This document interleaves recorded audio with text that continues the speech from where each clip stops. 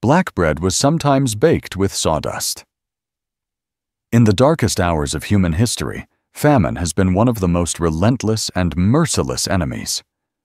Across centuries and continents, when crops failed and grain supplies vanished, desperate communities turned to drastic measures to survive. One such grim survival tactic was the practice of stretching precious flour with sawdust or tree bark to bake bread. This black bread, often the only source of sustenance for many, concealed a brutal reality. Though it filled empty stomachs, it shredded and scarred the insides of those who ate it. The story of sawdust bread is deeply intertwined with the chronic scarcity and harsh realities of pre-modern agricultural societies. Before industrial farming, before modern storage and supply chains, communities were vulnerable to nature's whims. Droughts, floods, pests, and wars could decimate crops, leaving populations on the brink of starvation. In such desperate times, the scarcity of grain forced bakers and families to improvise with whatever they could find to bulk out their bread. Sawdust, the fibrous residue from sawing wood, and the inner bark from trees, materials utterly inedible under normal circumstances, became reluctant ingredients. Why sawdust? Wood fibers contain cellulose, a substance humans cannot digest, but it does have bulk. When mixed with flour, it could mimic the texture of grain, making the dough appear fuller and bread more plentiful. This was crucial when a family's entire survival depended on making a small amount of grain feed many mouths. Tree bark, especially the soft inner layers, was also harvested and dried to add bulk. This practice was documented in various famine-stricken regions, from Eastern Europe during the 19th century potato famines to remote Nordic villages in harsh winters where grain imports failed. However, the survival trade-off was grave. While sawdust-stretched bread helped fill stomachs, the human digestive system was not built to process such fibrous, coarse materials. Eating sawdust-laden bread regularly caused internal abrasion. The sharp, coarse cellulose fibers shredded delicate stomach linings and intestinal walls. Over time, this led to chronic pain, internal bleeding, and malnutrition, paradoxically worsening the health of those trying to survive. The very food meant to sustain life became a slow form of internal torture. Historical accounts from famine periods reveal how widespread this practice was, often hidden beneath layers of shame and desperation. In some regions, local authorities outlawed the mixing of sawdust into bread, recognizing the health risks. But enforcement was nearly impossible when survival was at stake. Bakers, often themselves victims of hunger, had to balance moral dilemmas, sell pure flour at exorbitant prices inaccessible to the poor, or stretch supplies with sawdust, risking illness but feeding more people. The psychological toll was immense. Families consumed this blackened, coarse bread, knowing it was harmful, yet with no alternative. Mothers would give the first pure flour loaves to their children and eat the sawdust-stretched bread themselves, silently accepting the damage to their own bodies for their children's survival. Communities whispered of the terrible black bread sickness, a malady born of famine food, yet no cure existed other than hope for better harvests. Scientific studies of cellulose and human digestion explain why sawdust was such a brutal filler. Cellulose passes largely undigested through the gastrointestinal tract. Unlike dietary fiber from vegetables, sawdust fibers were harsh and abrasive, lacking nutritional value. The ingestion of sawdust bread often caused constipation or diarrhea, inflammation, and increased vulnerability to infections. Over prolonged famine periods, this weakened immune systems and increased mortality rates. Despite these grim effects, sawdust bread stands as a powerful testament to human resilience and desperation. It was a last resort, a painful compromise between starvation and survival. Historical famine diaries, court records, and folk tales all echo with the shadow of this bread.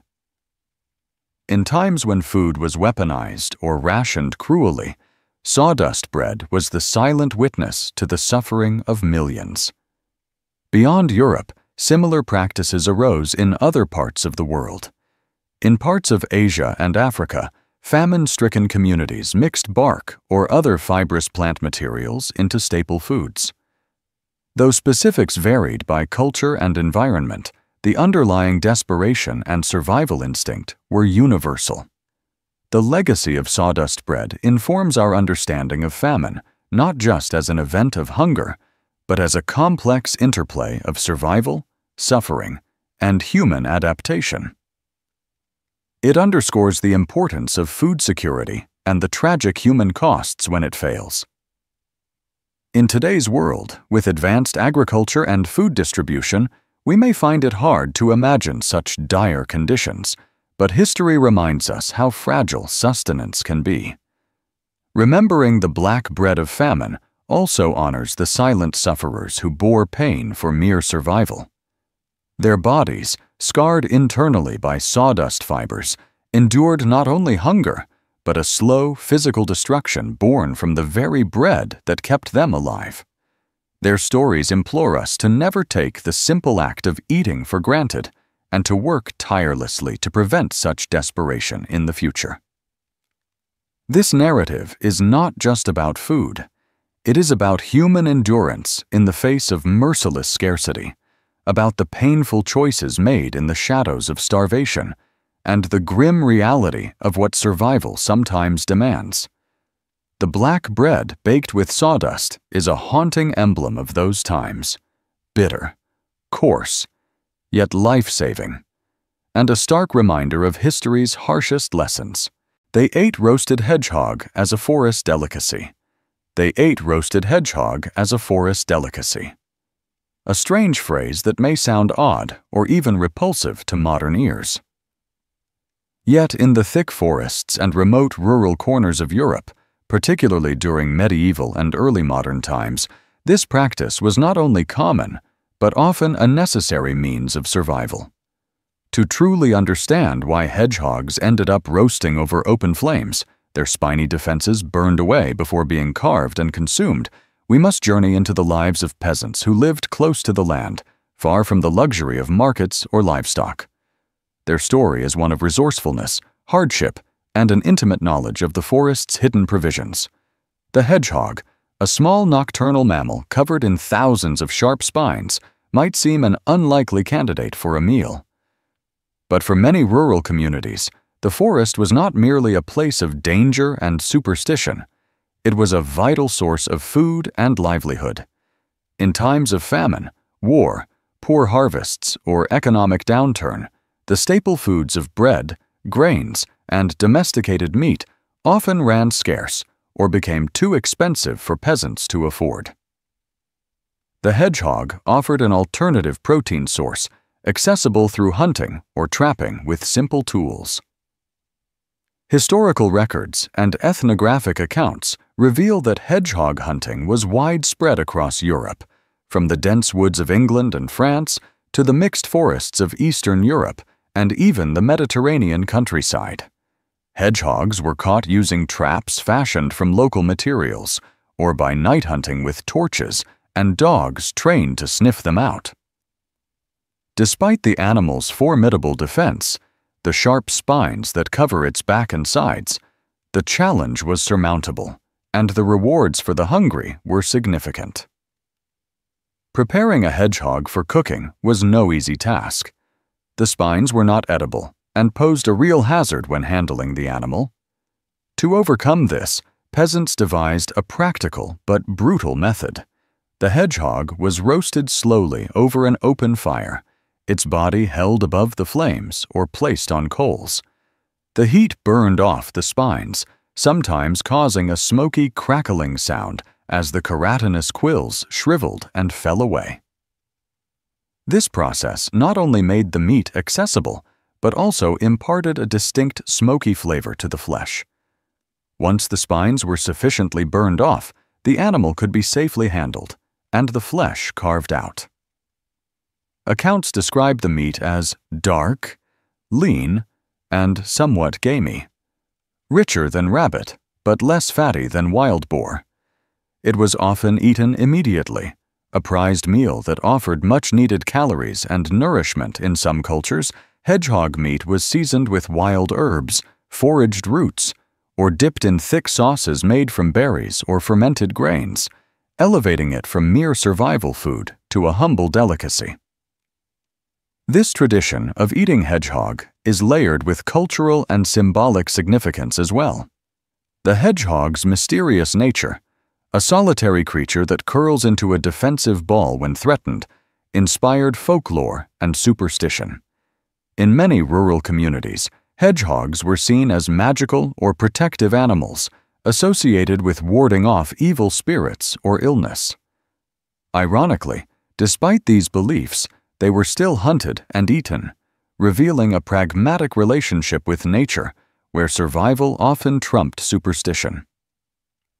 In medieval Europe, the dietary habits of peasants are illuminated in part by archaeological digs, household accounts, and written chronicles, which tell of widespread reliance on small game and forest animals.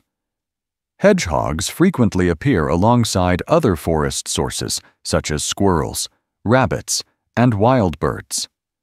Their presence on dining tables, or more often in humble hearths, underscores the harsh realities of peasant life, where variety in diet depended heavily on the immediate environment and seasonal availability. The consumption of hedgehogs also reflects a broader ecological and economic context. In pre-industrial Europe, rural populations had limited access to cultivated crops or domesticated animals. Fields could only produce so much, and livestock required resources and space that many peasants did not have. The forest was a commons, a shared resource where peasants could gather wood, berries, mushrooms, and hunt small game like hedgehogs. This was vital not only for nutrition, but also for economic stability, allowing poor families to stretch their resources in lean times. Interestingly, the practice of eating hedgehogs survived in some places well into the 19th and early 20th centuries, despite changing food systems and agricultural improvements. Oral histories and folktales collected in rural France, Italy, and the British Isles record hedgehog hunting as a pastime and survival tactic during harsh winters or wartime shortages. In some areas, recipes and cooking methods were passed down generations, preserving a link to this ancient practice. However, as urbanization, industrial farming, and modern markets expanded, hedgehogs gradually fell out of favor as food. Today, in many countries, hedgehogs are protected species, their populations declining due to habitat loss and pollution. Eating them is illegal and socially unacceptable. Yet, reflecting on this forgotten culinary tradition invites us to reconsider how human diets have been shaped by environment, necessity, and cultural adaptation. It reminds us that survival often demands creativity and courage in the face of nature's challenges. The roasted hedgehog, once a forest delicacy and a symbol of peasant resilience, tells a story far beyond mere sustenance. It is a narrative of survival against the odds, of humans intimately connected with the wild landscapes they inhabited, and of cultural practices born from necessity and ingenuity. This history lingers in the ashes of long-extinguished fires where hedgehogs were cooked, in the folklore whispered around village hearths, and in the very texture of rural life that shaped much of Europe's past. So, next time you hear about roasted hedgehogs, think not only of the strange and prickly meal, but of the deep human history it represents. A history of endurance, resourcefulness, and a close, complex relationship with the forest that sustained countless generations when the simpler foods failed. It is a glimpse into a world where every creature, no matter how small or spiny, could become a lifeline in the relentless struggle for survival. This remarkable chapter of rural history challenges modern sensibilities and invites us to appreciate the diverse and adaptive strategies humans have employed throughout time. The roasted hedgehog stands as a testament to the ingenuity embedded in peasant culture and the profound bond between humans and their environment. A bond written not just in words, but in the very flames that once crackled under those prickly little creatures, turning fearsome spines into nourishing sustenance. Moldy cheese was scraped and re-eaten. Cheese, once a luxury and a cornerstone of survival, was treated with a reverence that today might seem unimaginable. For centuries, before modern refrigeration and food safety, preserving food was not just a convenience, it was a matter of life and death. Among the many foods that sustained people through harsh winters, sieges, and famines, cheese stood out as a prized source of nutrition, a dense, protein-rich, and calorie-dense food that could be stored far longer than fresh milk or meat. But this preservation came at a price. Without the knowledge of modern microbiology, families faced a grim reality. Mold growing on their cheese was inevitable. Yet wasting precious food was never an option. Instead, a grim ritual emerged, scraping off the green, fuzzy mold, sometimes barely visible to the eye, and eating what remained. This was a practice born out of necessity and desperation, but one that carried grave risks. In pre-modern Europe, cheesemaking was both an art and a survival tactic. Farmers and peasants produced cheese by curdling milk with natural rennet, pressing it, and aging it in cellars or cool rooms. Aging was critical. It enhanced flavor and improved shelf life. However, without controlled environments or sterilization, aging cheese was also aging it with mold spores, some beneficial, some deadly. Blue cheeses, like Roquefort or Stilton, became beloved precisely because certain molds enriched their flavors safely. But for the average household, the molds that appeared were often unwanted. When green or black mold colonies spread over the rind, they were a sign that the cheese was spoiling. Food waste in a time when hunger was common was a luxury few could afford. Thus, families, whether in peasant cottages or manor houses, resorted to scraping off the visible moldy layer with knives or spoons, sometimes so thinly it bordered on cutting into the cheese itself. This scraped cheese was then eaten again, often without hesitation.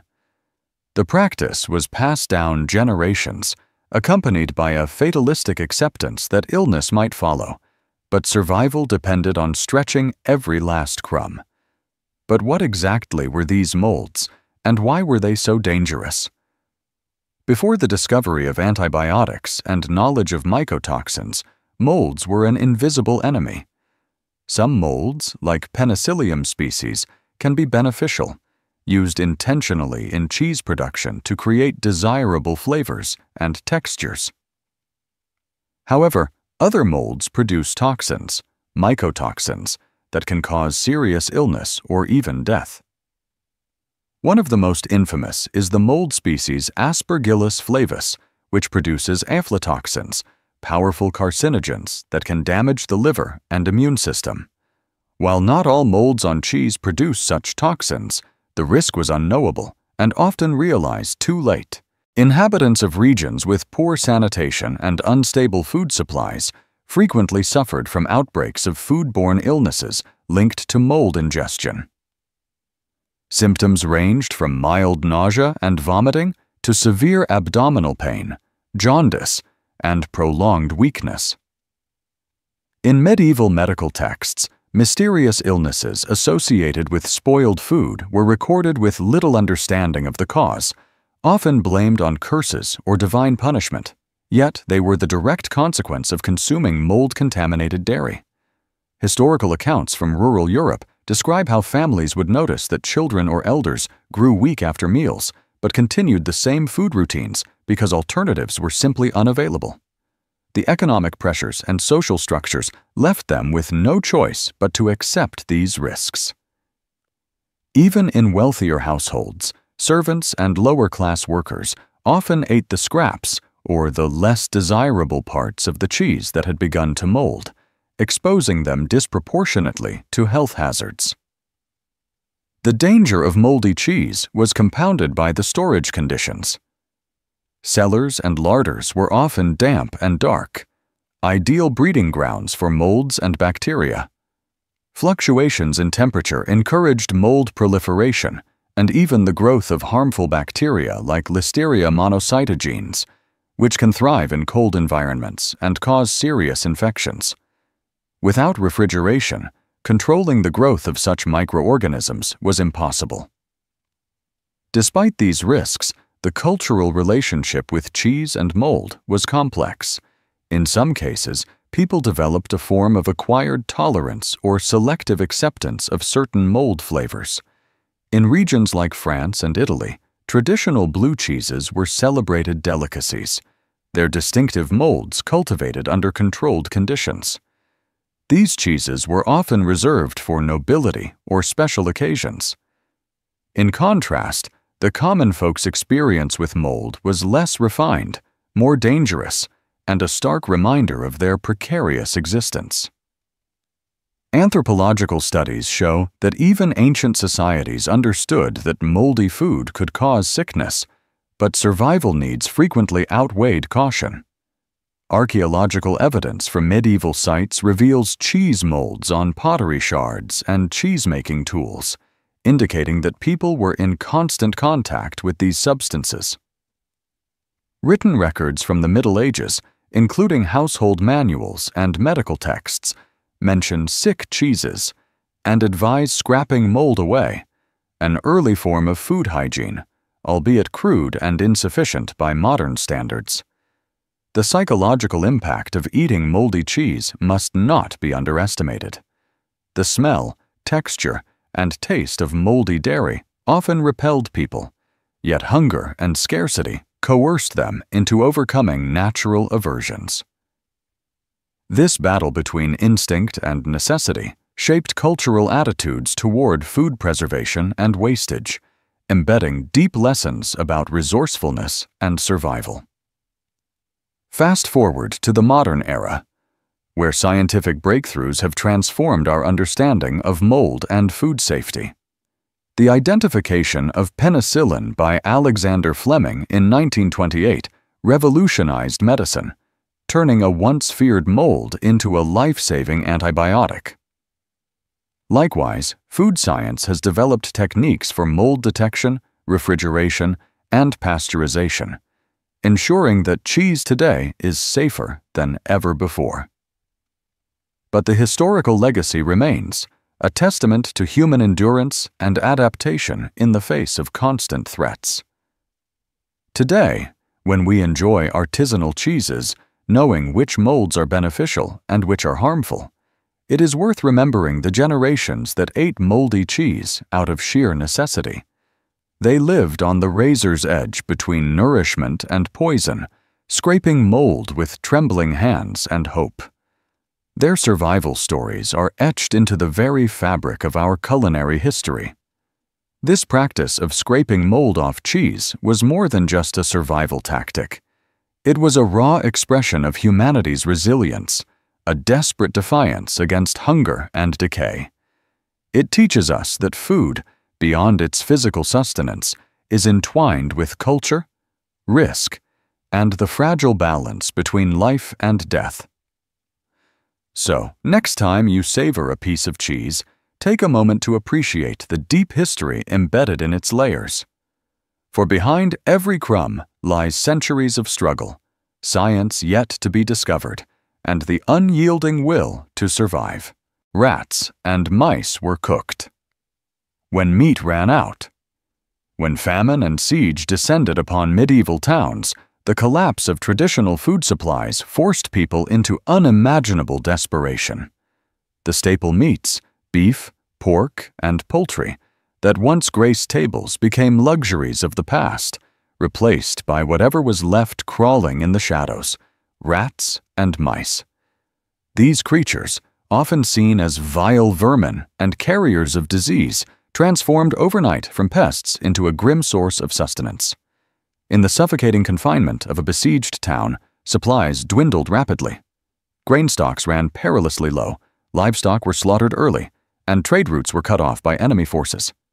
Hunger gnawed relentlessly, and the once disdained rodents, scavengers thriving amidst human filth and refuse, became targets for survival. The very animals that fed off the scraps and waste of the town's inhabitants were hunted, caught, skinned, and roasted over open fires. This practice was both a testament to human adaptability and a stark symbol of how deeply starvation could strip away social norms and taboos. To consume rats, animals associated with filth, plague, and death, was unthinkable in times of plenty. But in times of famine, necessity overrode disgust. Chronicles and historical accounts document this grim reality, showing that people did not hesitate to risk illness and revulsion in exchange for the faint hope of survival. The preparation of these rodents was meticulous, aimed at reducing the risk of disease while making the meat as palatable as possible under the circumstances. Townsfolk would skin the rats carefully to remove fur and dirt, then roast or boil them to kill parasites. Sometimes they were cooked with herbs or spices, though such luxuries were scarce during sieges. The flavor was often described as gamey and bitter, hardly comparable to the richer meats lost to famine. Eating rats was not merely about nutrition. It was a survival strategy born from the brutal conditions of medieval warfare and scarcity. Siege accounts from places like the 100 Years' War or the Siege of Jerusalem reveal how populations resorted to consuming any available animal life, from household pets to rodents, birds, and even leather scraps boiled into broths. These acts of desperation illustrate the sheer terror and physical toll of prolonged starvation. Moreover, the consumption of rats during famine highlights the precariousness of medieval urban food systems. Towns relied heavily on regular grain shipments and healthy livestock populations, both vulnerable to disruption. When these systems failed, the urban poor suffered disproportionately. The wealthy often had stockpiles or alternative food sources, while commoners scavenged for survival wherever possible. This grim dietary shift also carried psychological consequences. Rats were seen as carriers of plague, especially after the Black Death devastated Europe. Eating them invoked fear not only of starvation, but of infection. Yet, faced with death by hunger, people took that risk. This paradox, turning the symbols of disease into food, reveals the horrifying calculus of survival in medieval crises. Historically, this grim practice was recorded with a mixture of horror and grudging respect in medieval chronicles and later historical analyses. The act of cooking and eating rats became a symbol of the collapse of order and the extremity of human suffering during sieges. It reminds us that beneath the grand narratives of kings and battles lie the raw, visceral experiences of common people fighting to live. Understanding this dark chapter deepens our appreciation of the resilience and desperation intertwined in human history. It underscores how famine and war reshape not only economies and politics, but the very boundaries of what is considered edible and acceptable. The story of rats and mice cooked and consumed in medieval times remains a haunting reminder of survival's harshest demands, the fragility of civilization, and the lengths to which humanity will go when pushed to the brink. Stale ale was turned into bread. In the shadowed corners of history, where scarcity and survival intertwined, stale ale found a second life, not as a drink, but as an ingredient in bread. When fresh supplies ran low and the brewery's barrels grew flat and sour, resourceful bakers transformed this once prized beverage into a vital component of daily sustenance. This practice, born from necessity, reveals a compelling story of ingenuity amid hardship, where even the spoiled and forgotten could be reclaimed to nourish a famished population. Ale, a staple of medieval and early modern diets across Europe, was not just a drink, but a source of calories and hydration, especially when clean water was scarce or unsafe. However, ale did not keep forever. Without refrigeration, barrels left standing for days or weeks would lose their fizz, turn sour, and develop a pungent, almost rotten smell. To many, this stale ale was undrinkable, a waste product unfit for consumption. Yet, wasting it outright was unthinkable in times when every scrap counted.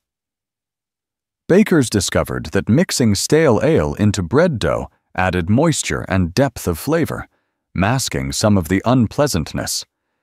The acidity and yeast residues in the ale could help the dough ferment differently, sometimes improving texture or shelf life.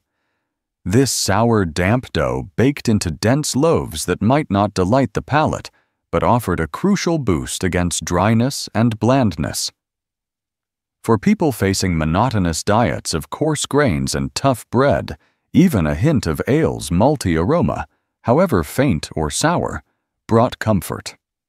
This practice was documented in various famine-stricken regions and poor households from the Middle Ages through the early modern period. In times when brewing and baking were communal or cottage industries, leftover or spoiled ale was never discarded lightly. Instead, it was collected and carefully added to flour and water to create a kind of ale bread, often darker and heavier than normal loaves, yet sustaining and filling. While the idea of baking with sour, flat ale might sound unappetizing today, it must be understood within the context of relentless scarcity and ingenuity. In cramped cottages and crowded city tenements, fresh ingredients were luxuries. Ale, even when spoiled, was a valuable resource transformed by human creativity to stave off hunger and despair. Bakers often faced a delicate balance. Too much stale ale could ruin dough, while too little wasted precious moisture and flavor. Moreover, this reuse was not only practical, but sometimes ritualized.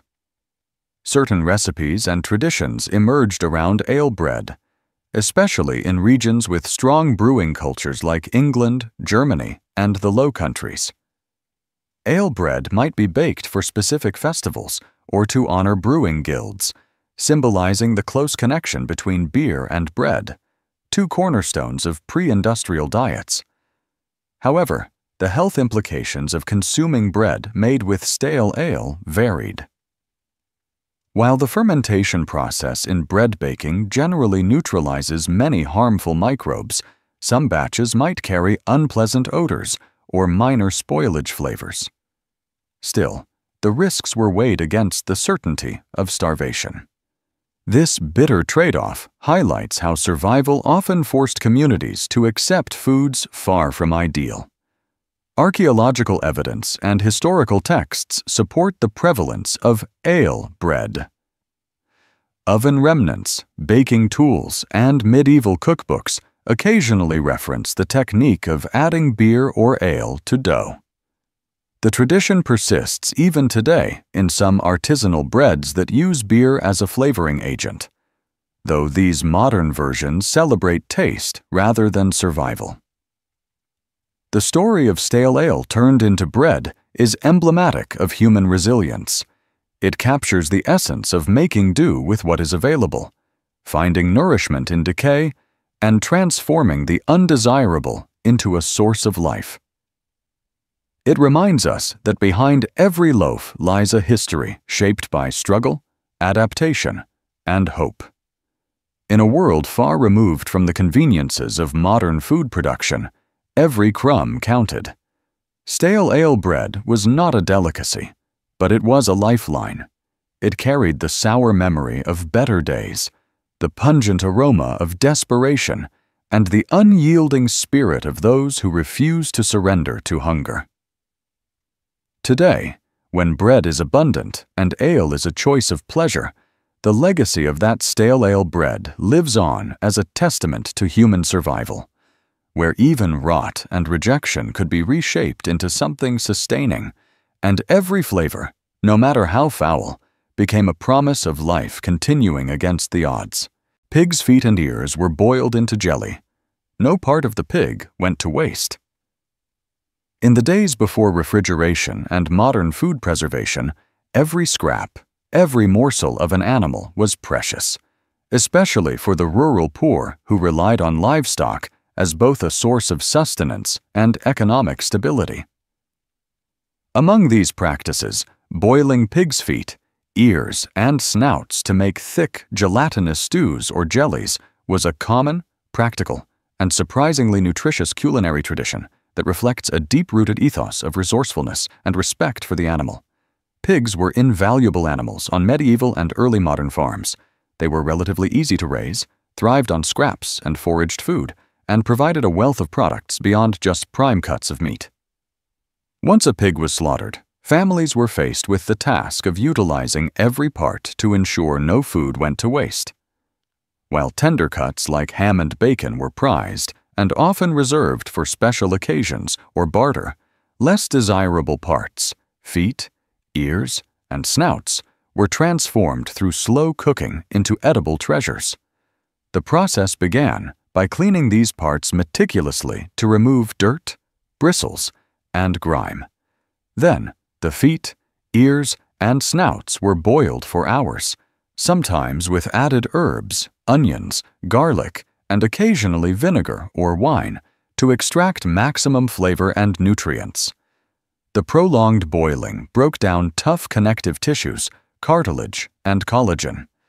This produced a rich, savory broth that naturally gelatinized as it cooled due to the collagen released from these parts. This jelly-like substance was often known as aspic or head cheese, though it was usually less refined and more rustic in peasant kitchens. This gelatinous stew was not just a way to avoid waste. It was a critical source of protein, minerals, and calories. The gelatin provided benefits for joint health and digestion, nutrients that were otherwise scarce in peasant diets heavy on grains and vegetables.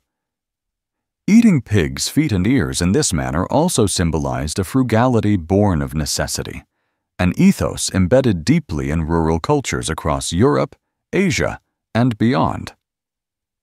Historically, the tradition of boiling down less desirable pig parts can be traced back to Roman times, where the concept of using the whole animal was both practical and ritualistic. Medieval cookbooks, though often geared toward nobility, hint at similar preparations adapted by common folk in vernacular traditions. Ethnographic studies in the 19th and early 20th centuries document these dishes persisting in rural communities where modern meat processing had yet to take hold. These jellied stews were served hot as hearty meals or cooled and sliced for storage. Because gelatin solidifies at cooler temperatures, this food could be preserved somewhat longer in cold cellars or cool climates, important before iceboxes or freezers. The texture was unfamiliar and might seem unappetizing today, but it was highly valued then, especially in lean seasons when fresh meat was scarce. Moreover, the cultural significance of these dishes goes beyond mere survival. Many regions developed unique recipes and names for their gelatinous pig dishes. In parts of Eastern Europe, for example, kolodets, or student, became festive dishes served during winter holidays. In the rural British Isles, pig's trotters were boiled down into stews with vegetables and served as comforting, nourishing fare during harsh winters. This culinary tradition also underscores the intimate relationship between people and their animals. The pig was not merely a food source, it was a companion in the rhythms of rural life, providing sustenance, labor, and economic value. Making jelly from its feet and ears was a way of honoring the sacrifice of the animal by using every part, minimizing waste, and stretching precious resources. As industrial farming and modern butchery practices emerged, these dishes gradually declined in popularity relegated to traditional or artisanal contexts. Today, the resurgence of nose-to-tail eating and interest in heritage cooking has revived appreciation for gelatinous stews and aspics made from pig's feet and ears. Chefs and food historians celebrate these dishes not only for their flavors, but for their embodiment of sustainable, respectful food use. Thus, when we think about pig's feet and ears boiled into jelly, we are reminded of a time when frugality was survival. Every bite mattered, and cooking was a transformative art that turned humble parts into nourishing feasts. This practice teaches us about resilience, creativity, and respect, qualities that resonate deeply in both history and modern food culture. It is a vivid testament to how human ingenuity makes the most of what nature provides, crafting meals from the margins and giving new life to what others might discard. Bone marrow was scraped as a rare treat. Long before supermarkets stocked endless aisles of meat, before refrigerators preserved food in sterile environments, humanity's survival depended on maximizing every resource from the hunt or the slaughter. One of the most prized and coveted delicacies hidden within the remains of butchered animals was bone marrow, the dense, fatty tissue nestled deep inside the bones. Though it might seem like a humble substance today, bone marrow was once a rare, highly valued treat that symbolized both life and sustenance amid scarcity. After an animal was butchered, whether a deer in the forest, a cow on the farm, or a pig in the village, the bones were far from discarded waste. Instead, they held a hidden treasure. Skilled butchers or family members would crack open the heavy, solid bones with hammers or stones, revealing the rich, creamy marrow inside.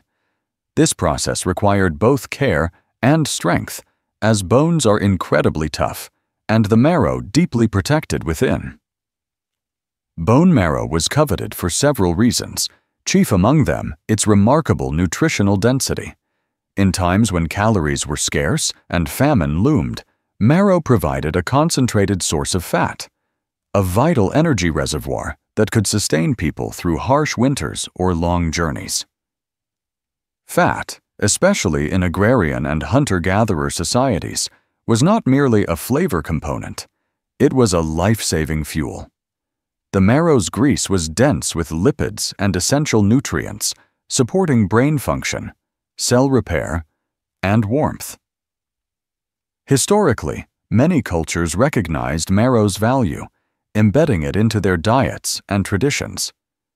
From the Ice Age hunter-gatherers who used stone tools to break open bones and feast on marrow, to medieval peasants scraping marrow from beef bones, this practice crossed continents and millennia.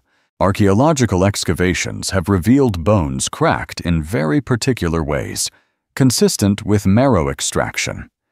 These marks tell stories of meals shared around fires, of careful use of limited resources, and of the primal human urge to leave no part unused. In medieval Europe, marrow was often reserved as a rare treat. While muscle meat fed families, the marrow was sometimes allocated to the lord of the manor or guests as a delicacy. But in times of dire need, peasants and hunters themselves scraped marrow greedily, savoring every drop. It was not only the flavor, but the texture, a buttery richness that melted on the tongue, contrasting with the toughness of surrounding tissues. This indulgence was sometimes linked to celebrations or special occasions, a reward after a successful hunt or a communal feast. The process of extracting marrow was meticulous. After cracking the bones, utensils like spoons, knives, or specially carved sticks were used to scoop the marrow out. In some cultures, slow cooking bones in broths was practiced to extract marrow flavors into soups and stews, enriching the meal. The marrow-infused broth was not only nutritious, but comforting, especially in cold climates where body warmth and energy were paramount. From a scientific perspective, bone marrow is a powerhouse.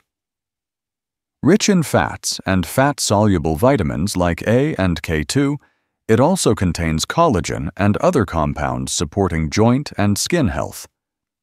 Modern nutritionists recognize marrow's health benefits, but ancient peoples intuitively knew that marrow was worth the effort, a source of concentrated nourishment that could mean survival during lean times. However, marrow consumption was not without challenges. Breaking bones required tools and strength, and the process was time-consuming. In some cases, bones cracked open to expose marrow would attract scavengers, forcing people to protect their precious food. Furthermore, marrow's high fat content meant it could spoil quickly if not consumed or preserved properly, posing a risk of illness. Despite these difficulties, the cultural and nutritional importance of bone marrow endured. It became part of traditional dishes across the world, from Central Asian soups enriched with marrow to European bone broths simmered for hours. In indigenous communities, marrow was often shared communally, symbolizing not only nourishment but social bonds and respect for the animal's sacrifice. Today, marrow remains a gourmet delicacy in many cuisines, celebrated for its luxurious texture and depth of flavor. But beyond the culinary appeal lies a profound connection to our ancestors' survival strategies, a reminder of a time when nothing edible could be wasted, and every part of the animal held life-sustaining promise. The humble act of scraping marrow from bones embodies resilience, ingenuity, and respect for nature's gifts. It reflects humanity's enduring quest to turn scarcity into abundance, to find richness hidden in the most unlikely places. By honoring this ancient practice, we gain insight into the profound relationship between humans and their environment, one built on necessity, resourcefulness, and deep appreciation for sustenance. Birds were served with beaks and feathers intact.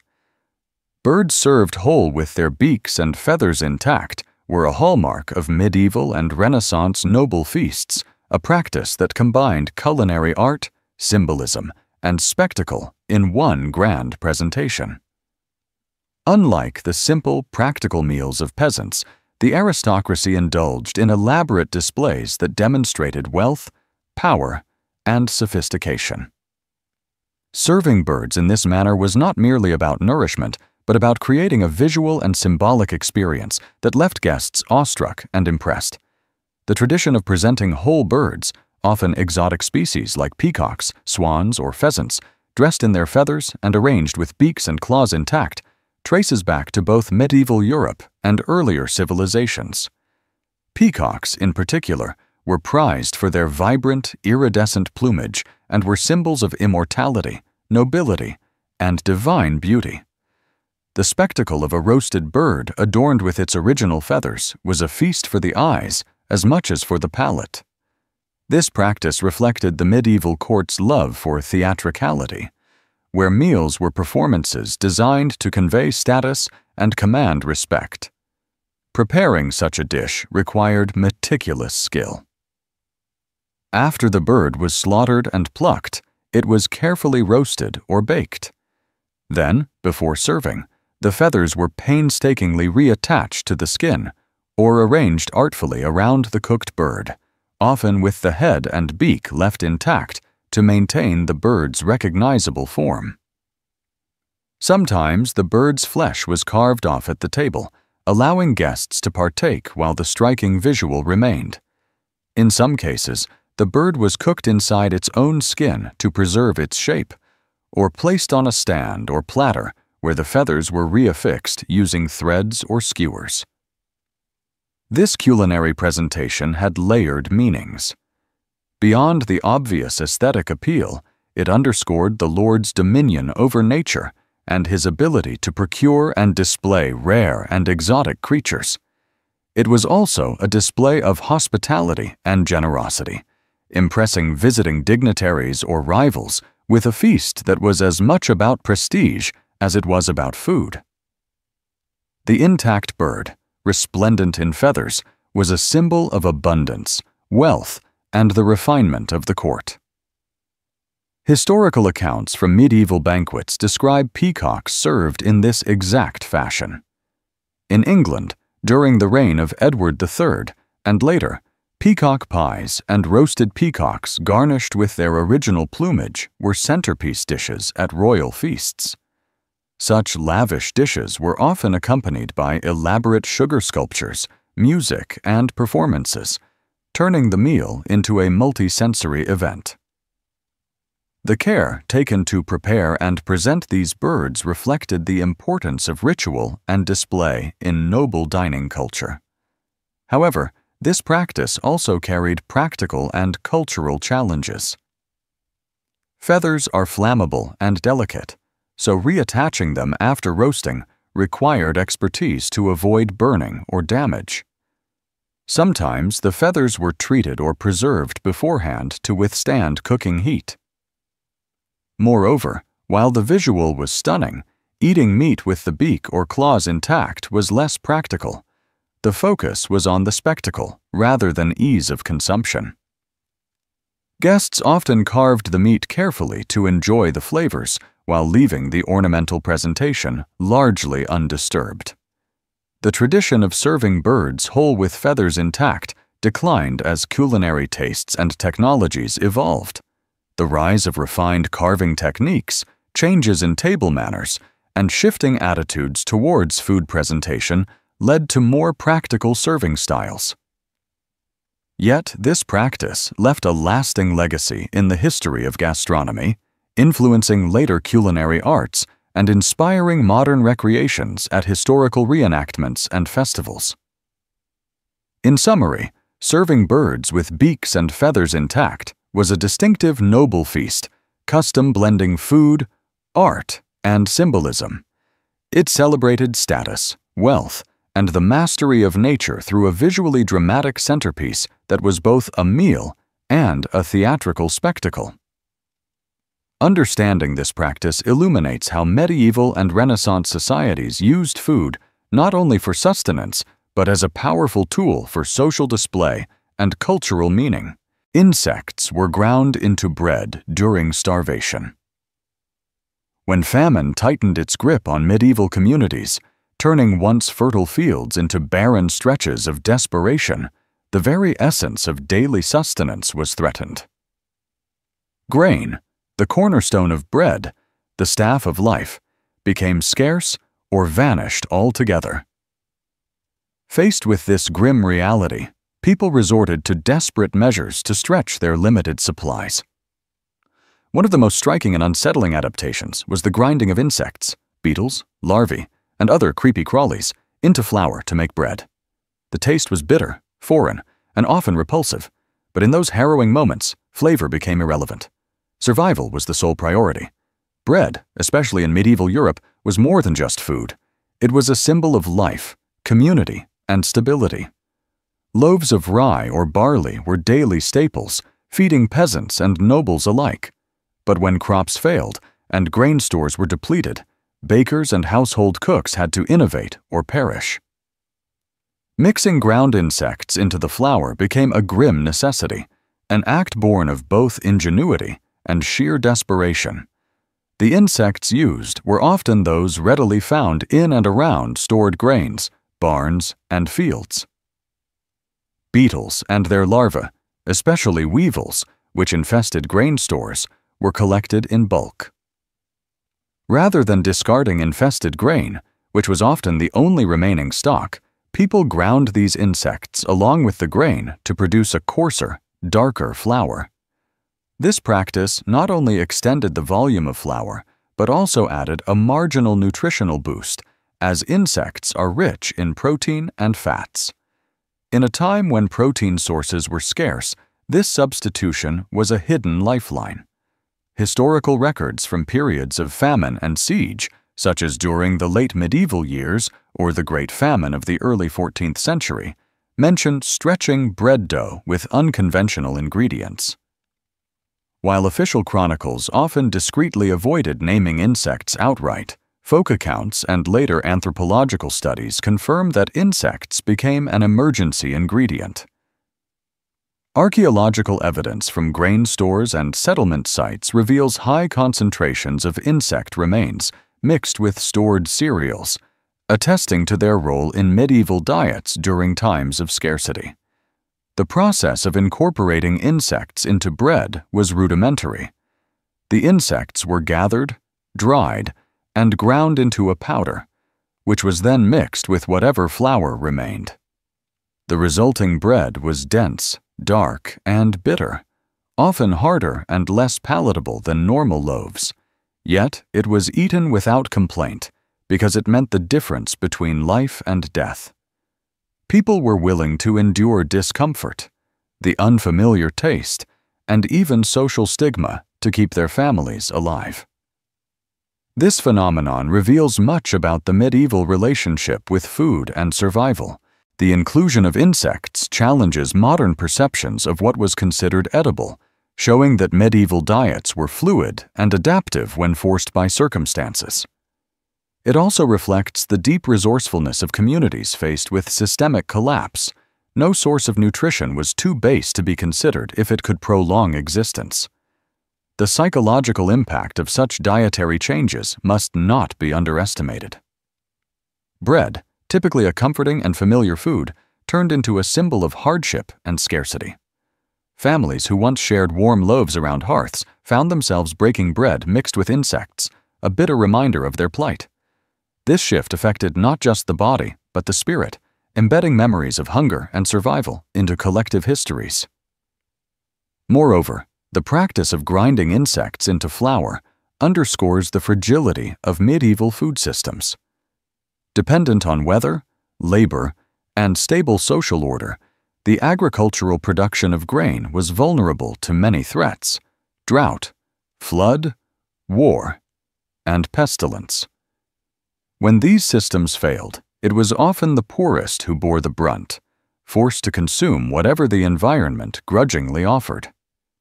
Looking beyond the medieval context, the idea of insect flour is surprisingly modern in some respects. Today, entomophagy, the consumption of insects, is recognized for its sustainability and nutritional benefits. However, medieval people embraced it out of necessity, not environmental foresight. Their experience was raw survival, not choice. Ultimately, the grinding of insects into bread flour during starvation reveals a stark narrative of human endurance. It is a story of adaptability in the face of collapse, of tastes sacrificed for life, and of the thin line between famine and survival. The bitter, insect-laced bread was a lifeline when all else failed, a reminder that beneath the crust of history lie hidden stories of struggle and tenacity that define the human condition. In every bitter bite, medieval people tasted not just insects, but the harsh realities of their world, a world where hunger demanded courage, where survival rewrote the rules of food, and where the most unthinkable ingredients became essential. This is the legacy of starvation bread, an enduring testament to the lengths humanity will go to. Cling to life amid the darkest times. Brine-cured fish was so salty it burned. In the harsh, pre-refrigeration world, preserving food for survival was an unforgiving science. Among the most essential preserved foods was fish, a staple for many coastal and riverine communities. Without modern cooling, salt curing became the vital method to prevent spoilage, but this preservation came with a brutal price. Brine-cured fish was packed so densely in salt that it became almost inedible without painstaking preparation. Eating it was a challenge that tested both patience and fortitude, for this fish was so salty it seemed to burn the mouth and throat, its taste likened to brine-soaked wood, harsh, relentless, and bitter. Salt-curing fish was among humanity's earliest and most widespread preservation techniques.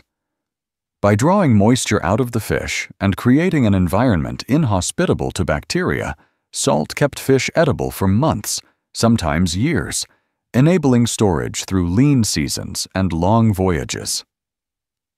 The process was laborious. Freshly caught fish were gutted, layered thickly with salt, sometimes pressed under weights, then left to cure in barrels or wooden crates.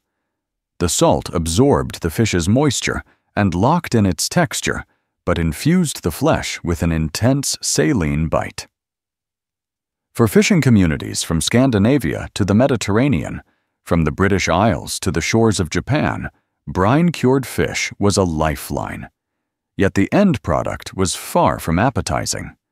This fish, hardened by salt, had to be soaked in fresh water for hours, sometimes days, to leach out the overwhelming salt.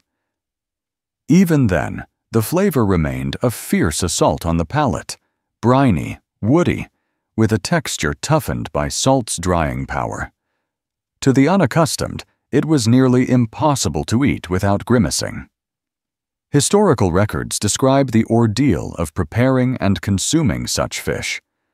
In seafaring cultures, salted cod, known as stockfish or clipfisk, was a trade commodity prized for longevity, but notorious for its saltiness. Sailors and inland villagers alike endured the grueling soaking process, changing water repeatedly to soften the fish and make it palatable.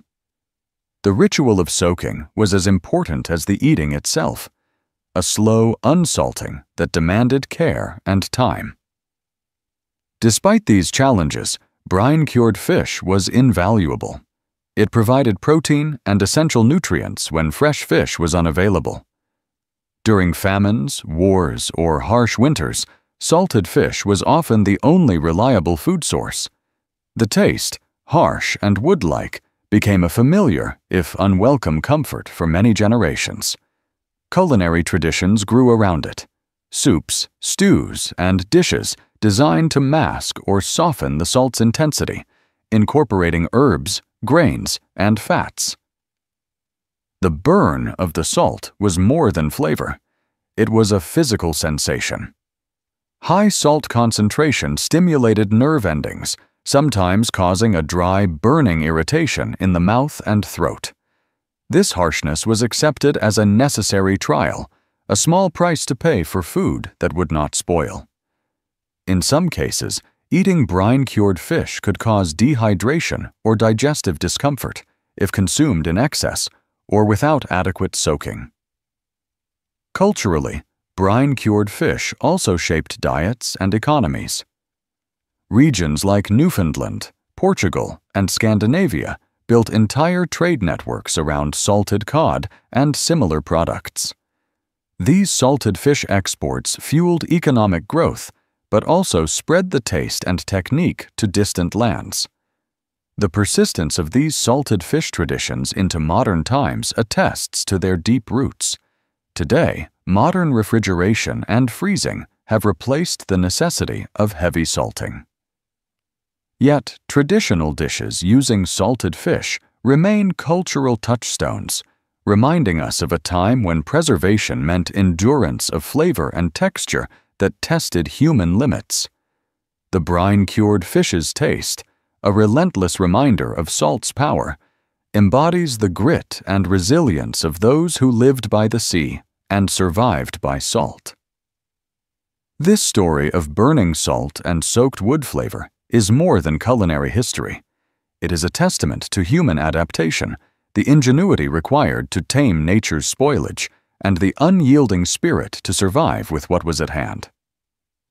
Brine-cured fish, harsh and salty, stands as a symbol of survival, endurance, and the bitter realities behind the simple act of eating. Dogs were eaten during long sieges.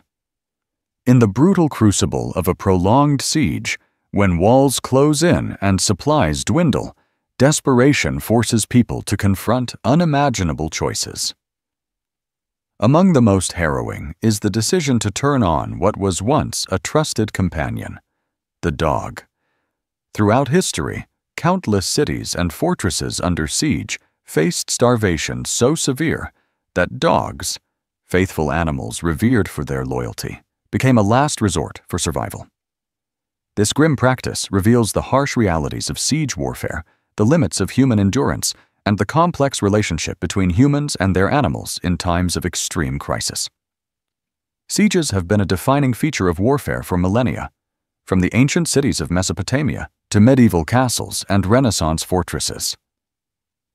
When enemy armies encircled a city, cutting off food, water, and communication, the inhabitants were trapped in a shrinking cage, forced to ration meager provisions and seek alternative sources of nourishment. As grain stores depleted and livestock perished or were slaughtered, the dwindling population faced starvation, disease, and despair. Dogs held a unique place in medieval and early modern households and communities. Valued for hunting, guarding, herding, and companionship, dogs were integral to daily life. Unlike cattle or sheep, dogs were often raised as family members, sharing living spaces and emotional bonds with their owners. The decision to eat dogs was thus not taken lightly. It was a symbolic and practical act of desperation that carried profound emotional weight. Historical accounts and chronicles from sieges such as the Siege of Leningrad during World War II, the Siege of Paris in 1870, and earlier medieval examples attest to the consumption of dogs when all other food was exhausted. In these desperate times, dogs were slaughtered, their meat boiled or roasted, sometimes salted to stretch the supply. The taste was often described as tough and gamey, but it was meat nonetheless, providing critical calories that prolonged life amid starvation. The practice was documented even in medieval Europe, where during prolonged sieges or famines, dogs were listed among the animals consumed by starving populations. In some cases, stray dogs or hunting dogs were taken first, while cherished pets were spared as long as possible. This reflects not only the pragmatic urgency of survival, but also the cultural and emotional tensions inherent in sacrificing a loyal animal. Eating dogs during sieges was often surrounded by taboo and shame, spoken of in hushed tones or omitted from official records. It represented the collapse of normal social order, where survival instincts overrode customary morals and affections. Yet, it also underscores the unyielding human will to live, to endure suffering by any means necessary. This grim reality also shaped military and civilian strategies. Commanders sometimes tried to prevent starvation by smuggling food, rationing supplies more strictly, or negotiating surrender to avoid such horrors. Civilians devised ways to preserve food or consume unusual wild animals, rodents, cats, horses, and in the worst cases, dogs. Such actions highlight the extremity of conditions during sieges and the devastating human cost beyond the battlefield. In literature and folklore, the image of eating dogs during famine or siege often appears as a powerful symbol of desperation and moral crisis. It serves as a stark reminder of the thin line between civilization and survival, and how circumstances can force even the most familiar bonds to be broken. Today, eating dogs remains taboo and illegal in many parts of the world, reflecting changing cultural attitudes toward animals and ethics. Yet, studying this history offers profound insight into human resilience and the brutal costs of war. It invites us to remember those who endured unimaginable hardship and to appreciate the preciousness of peace and plenty. Thus, the story of cities eating their dogs during long sieges is more than a tale of hunger. It is a poignant narrative of survival, loyalty sacrificed, and the dire consequences when human life is pushed to its absolute limits. It challenges us to confront the harsh truths of history and honors the memory of those who faced starvation with courage and grim determination. Pickled pig's feet were a tavern snack. In medieval and early modern taverns, where hearty ale flowed freely and the clatter of mugs echoed through smoky rooms, pickled pig's feet emerged as a distinctive, humble snack, one born out of necessity, preservation, and culinary tradition. Before refrigeration and modern storage, preserving meat was a vital challenge. Pickling using vinegar, salt, and spices became an indispensable method for extending the life of perishable cuts. Among these, pig's feet, tough, gelatinous, and often overlooked, found new life as a sour, chewy delicacy served alongside ale in bustling alehouses and kitchens. Pig's feet were not the prized cuts reserved for feasts, but common parts accessible to all social classes. Their high collagen content gave them a unique texture once cooked, becoming tender and gelatinous, a stark contrast to muscle meat. Pickling transformed these feet into a preserved snack that could last weeks or months, enabling tavern owners and households alike to offer flavorful bites without spoilage concerns.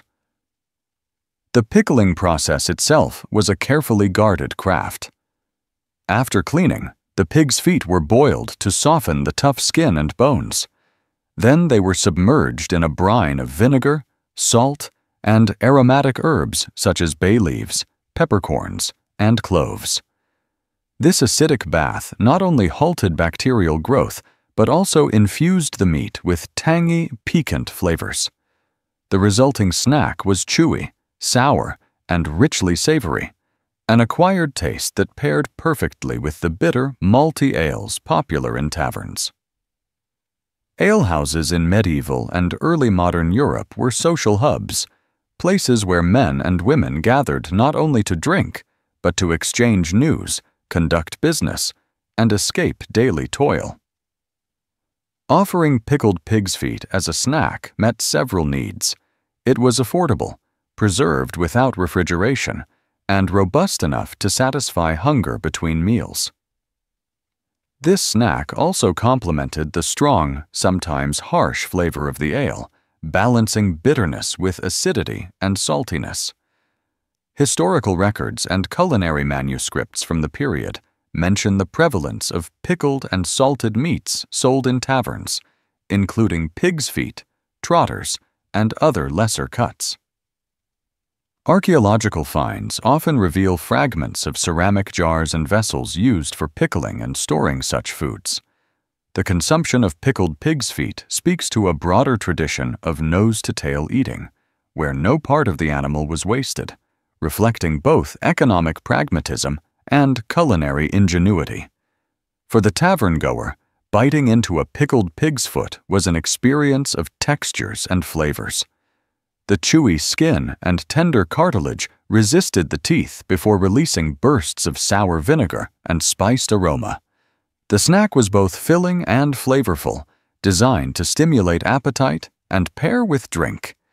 It was a far cry from today's refined snacks, but carried a robust authenticity tied to everyday medieval life. Moreover, pickled pig's feet were not confined to taverns alone. In kitchens, they served as convenient preserved meat, ready to be added to stews or eaten cold. Households with limited access to fresh meat relied heavily on pickled provisions through winter months when fresh food was scarce. The practice of pickling extended the usability of many animal parts, transforming them into reliable sources of protein. This culinary tradition also underscores the social dynamics of medieval and early modern foodways. While the wealthy enjoyed fresh cuts and lavish feasts, common folk mastered preservation techniques to make the most of humble ingredients. Pickled pig's feet symbolized this intersection of necessity, culture, and flavor, a snack that was simultaneously practical and enjoyed. In essence, the pickled pig's foot was more than just a tavern snack. It was a manifestation of survival and savoring within constraint. It embodied a world where food preservation was critical, where social gathering revolved around hearty fare and strong drink, and where even the most overlooked parts of an animal were transformed into sources of sustenance and pleasure. Today, pickled pig's feet remain a niche delicacy in some cuisines, but their medieval origins remind us of the resourcefulness and culinary creativity of past generations. The sour, chewy snack sold in alehouses connects us to a time when preservation shaped diets, taverns served as community centers, and every bite told a story of resilience and tradition. fermented fish paste was used like salt. In the annals of culinary history, few condiments hold as complex and enduring a legacy as garum, the ancient Roman fermented fish paste that transcended centuries, surviving well into the medieval era as a powerful seasoning. Though modern palates might recoil at its pungent aroma, a sour, rotted stench redolent of decay, garum was once a coveted ingredient, a vital solution for infusing bland, humble meals with intense flavor, much like salt. Garum's origins trace back to the Roman Empire, where food preservation and enhancement techniques were both art and necessity. Fresh fish was cleaned and then layered with salt in large vats, left to ferment under the sun for weeks or months. This slow decay produced a dark, oily liquid rich in umami, the savory taste that modern chefs prize. The resulting sauce was strained, bottled, and distributed across the empire, prized not only for its flavor, but also for its preservative qualities. Though garum's smell was notoriously strong, often described as a sour, almost putrid stench, it was embraced by Roman cooks and diners alike. Its intense saltiness and depth masked the blandness of staple grains and vegetables, turning simple dishes into feasts of complex taste. Garum was used liberally, drizzled over meats, mixed into sauces, or even consumed as a tonic. As the Roman world transitioned into the medieval period, garum's usage did not vanish. Instead, it morphed alongside evolving culinary traditions. Medieval cooks inherited the practice of using fermented fish paste, though regional variations emerged, often adapting to local fish varieties and fermentation methods. Despite changes, the essence remained, a potent condiment to enliven otherwise dull fare. Historical texts and archaeological finds confirm garum's persistence. Medieval cookbooks and records from coastal European towns reference fish sauces similar in concept and application. Coastal communities, especially in the Mediterranean and Northern Europe, continued producing and consuming fermented fish pastes. The sour stench remained a hallmark, a pungent reminder of the fermentation process and the intensity it brought. Using garum was more than seasoning. It was a survival tactic. In times when salt was expensive or scarce, fermented fish paste served as a flavorful and salty substitute. Its preservation qualities also meant it could be stored and transported over distances, sustaining diets far from the sea. For many medieval people, meals were monotonous and lacked seasoning. Garum was a welcome relief, spreading savory complexity across grains, legumes, and boiled meats. Yet garum's reputation was double-edged. To those unaccustomed, its smell and taste could be overwhelming, even repulsive. The fermentation process, rotting fish in salt, was a delicate balance between flavor and foulness. Improper preparation could yield truly offensive results. Nonetheless, its popularity endured, testament to its culinary power. Beyond flavor, garum and similar fermented fish sauces embody an ancient tradition of using microbial transformation to unlock new tastes and preserve food. This practice is echoed in many cultures worldwide, from Korean jeotgal to Southeast Asian fish sauces. In this way, garum was not an isolated curiosity, but part of a global human story of food science and adaptation. In modern kitchens, garum's descendants appear as nuanced, complex ingredients prized by gourmet chefs.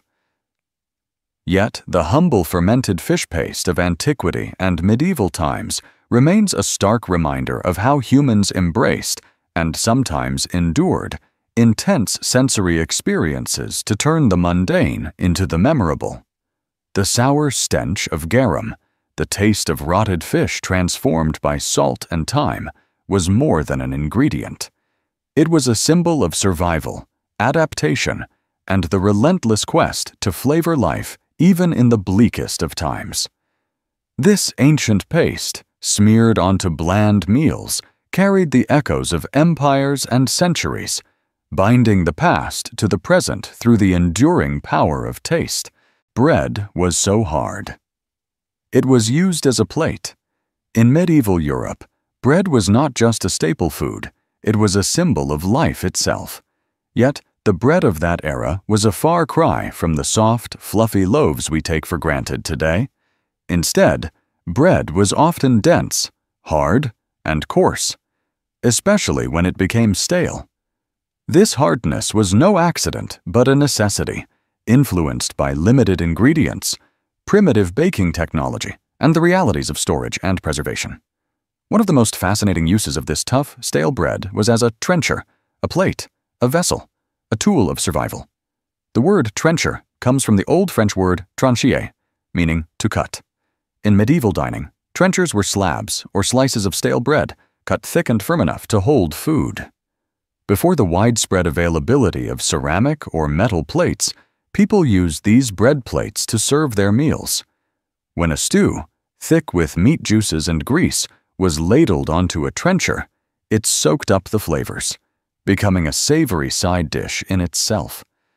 The trenchers absorbed rich broth and fatty drippings, turning what might have been discarded crumbs into a valuable source of nourishment. Bread making in medieval times was a complex and often harsh process. Flour was coarser, often mixed with bran and other grain husks, producing bread with a tough texture and heavy crust. The lack of refined milling meant that loaves were dense and dark.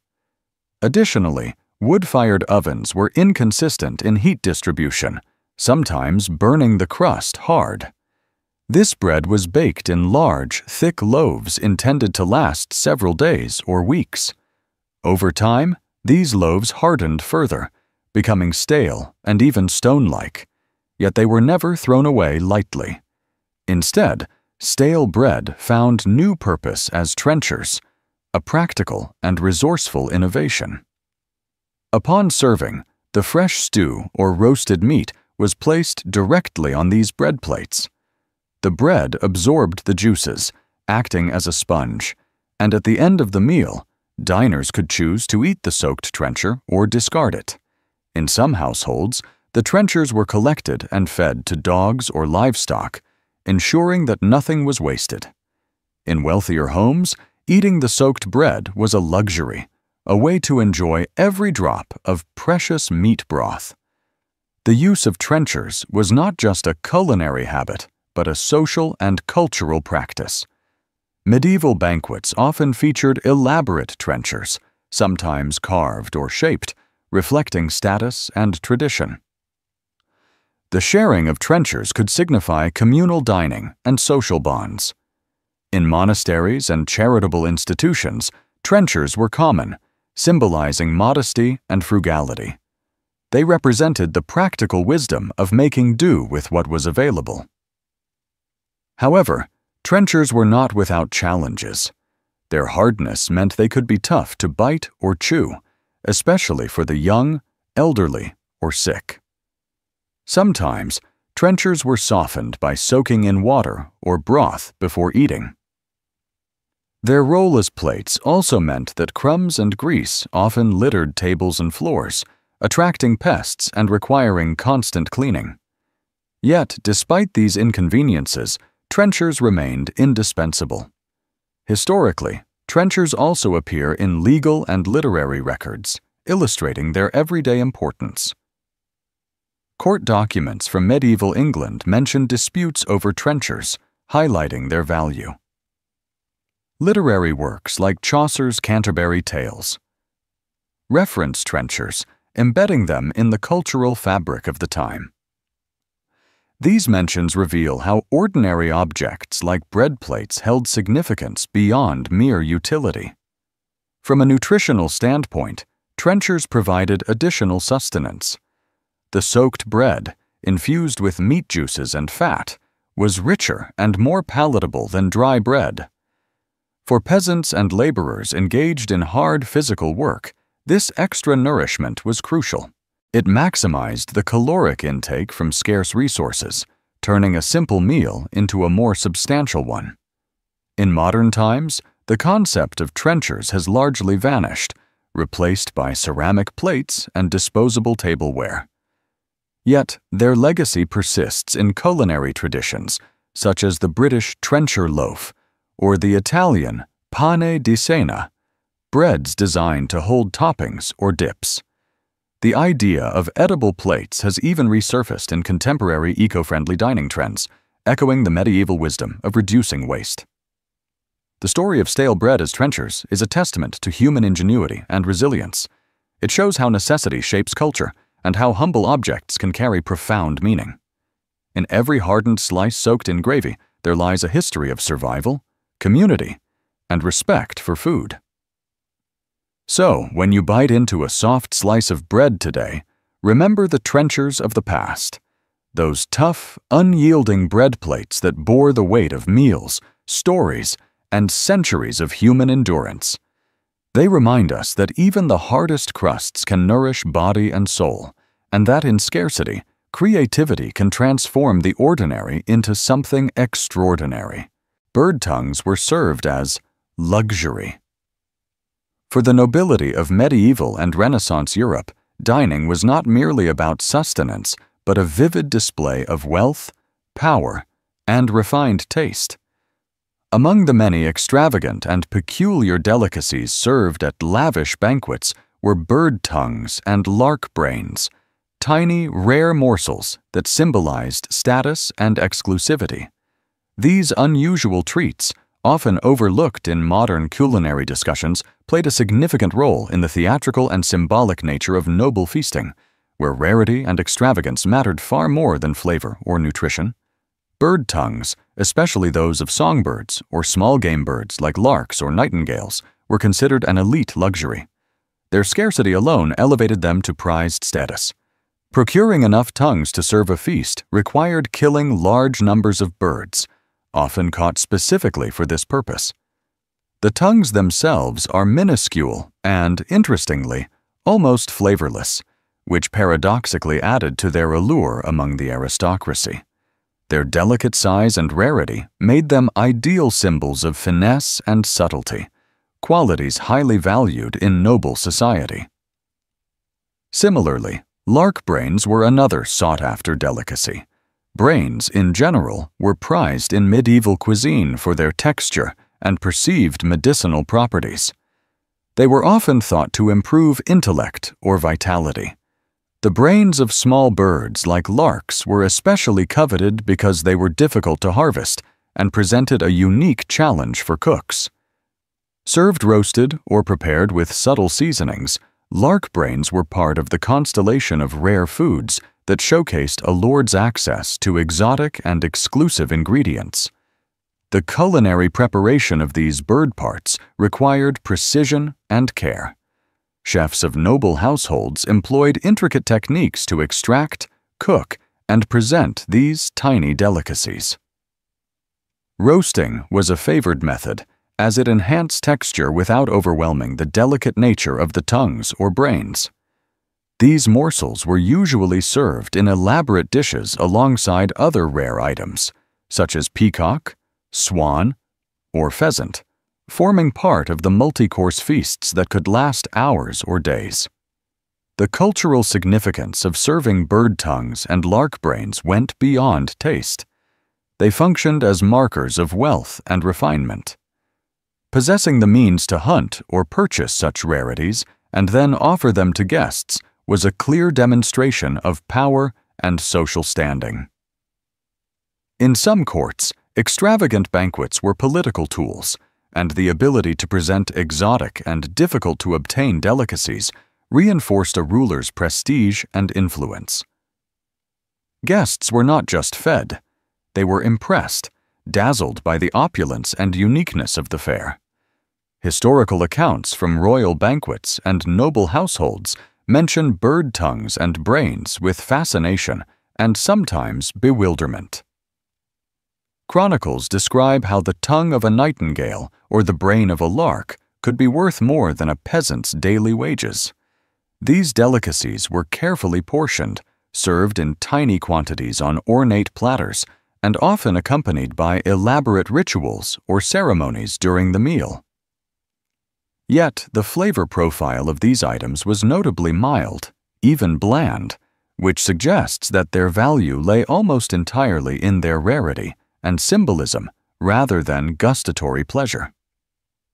This highlights a broader theme in aristocratic cuisine, where luxury often equated to exclusivity rather than richness of taste.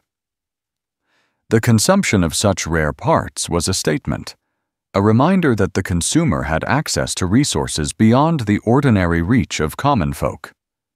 Moreover, bird tongues and lark brains occasionally carried medicinal or superstitious significance. Some believed these delicate morsels could impart qualities like eloquence, wisdom, or mental sharpness.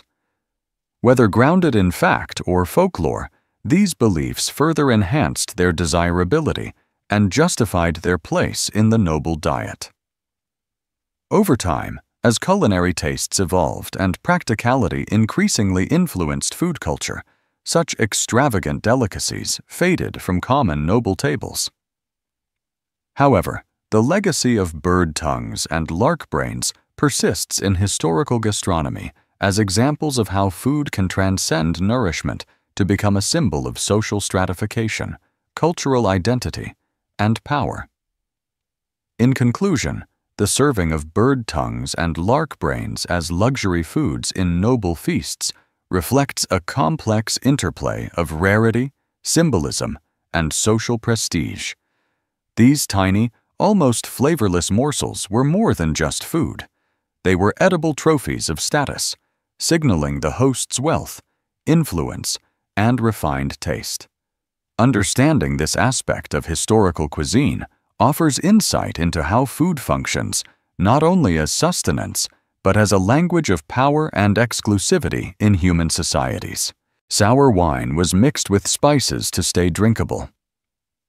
In medieval times, wine was a prized beverage, central to social life, religious ceremonies, and daily sustenance, especially in regions where safe drinking water was scarce. However, without modern preservation techniques, wine often soured and turned before it could be fully consumed. Rather than discard this valuable resource, people developed methods to mask the unpleasant taste of spoiled wine, ensuring that every drop was savored and nothing went to waste. The solution lay in the creative blending of sour wine with fragrant spices like cinnamon, cloves, and sweeteners such as honey, a practice that not only saved drink, but also transformed it into a new, flavorful concoction. Wine turning sour was a common and inevitable fate in the medieval period. The fermentation process, storage conditions, and transportation methods were far from ideal, making wine susceptible to oxidation and bacterial contamination. As a result, once fresh wine began to develop a sharp, vinegary taste, it was considered turned or spoiled. Yet, throwing away wine was unthinkable, especially for the lower classes who depended on alcoholic drinks not just for pleasure, but for hydration and calories. To salvage this sour wine, people turned to spices and sweeteners readily available through trade routes and local cultivation. Cinnamon, with its warm, aromatic profile, was highly prized and became a staple additive. Cloves, pungent and slightly sweet, provided a masking effect on the unpleasant notes of oxidation. Honey, a natural sweetener, not only improved flavor, but also acted as a mild preservative, helping to further stabilize the mixture.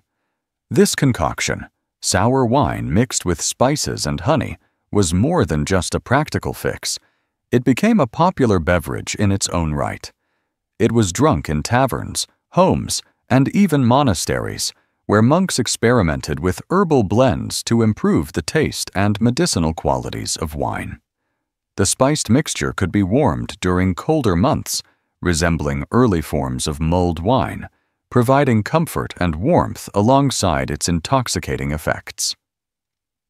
Historical texts and household recipe collections from the medieval era reveal numerous variations of spiced wine, known as hippocras or piment. These recipes often call for combinations of cinnamon, ginger, cloves, nutmeg, and sweeteners, mixed into wine that might have been less than fresh. The practice was widespread, crossing social classes and geographic boundaries, demonstrating a shared cultural adaptation to the challenges of food preservation. Importantly, this practice reflects the medieval mindset toward resourcefulness and avoidance of waste. Wine was costly and labor-intensive to produce, involving grape cultivation, harvesting, fermentation, and storage. Discarding it simply because of sourness was impractical and socially unacceptable. Instead, people creatively extended its life and palatability through spicing. Moreover, the blending of sour wine with spices had secondary benefits. Many spices used had medicinal properties. Cinnamon and cloves were believed to aid digestion and circulation. Honey was valued for its soothing qualities. Thus, the practice melded culinary innovation with folk medicine, enhancing not only taste but perceived health benefits. The sensory experience of drinking spiced sour wine was complex. The sharp acidity of the turned wine was softened by the warmth of cinnamon and cloves, while honey provided a balancing sweetness. This interplay of flavors transformed an otherwise rejected beverage into a convivial drink, consumed in social gatherings or solitary reflection. This historical tradition also highlights the importance of wine in medieval daily life.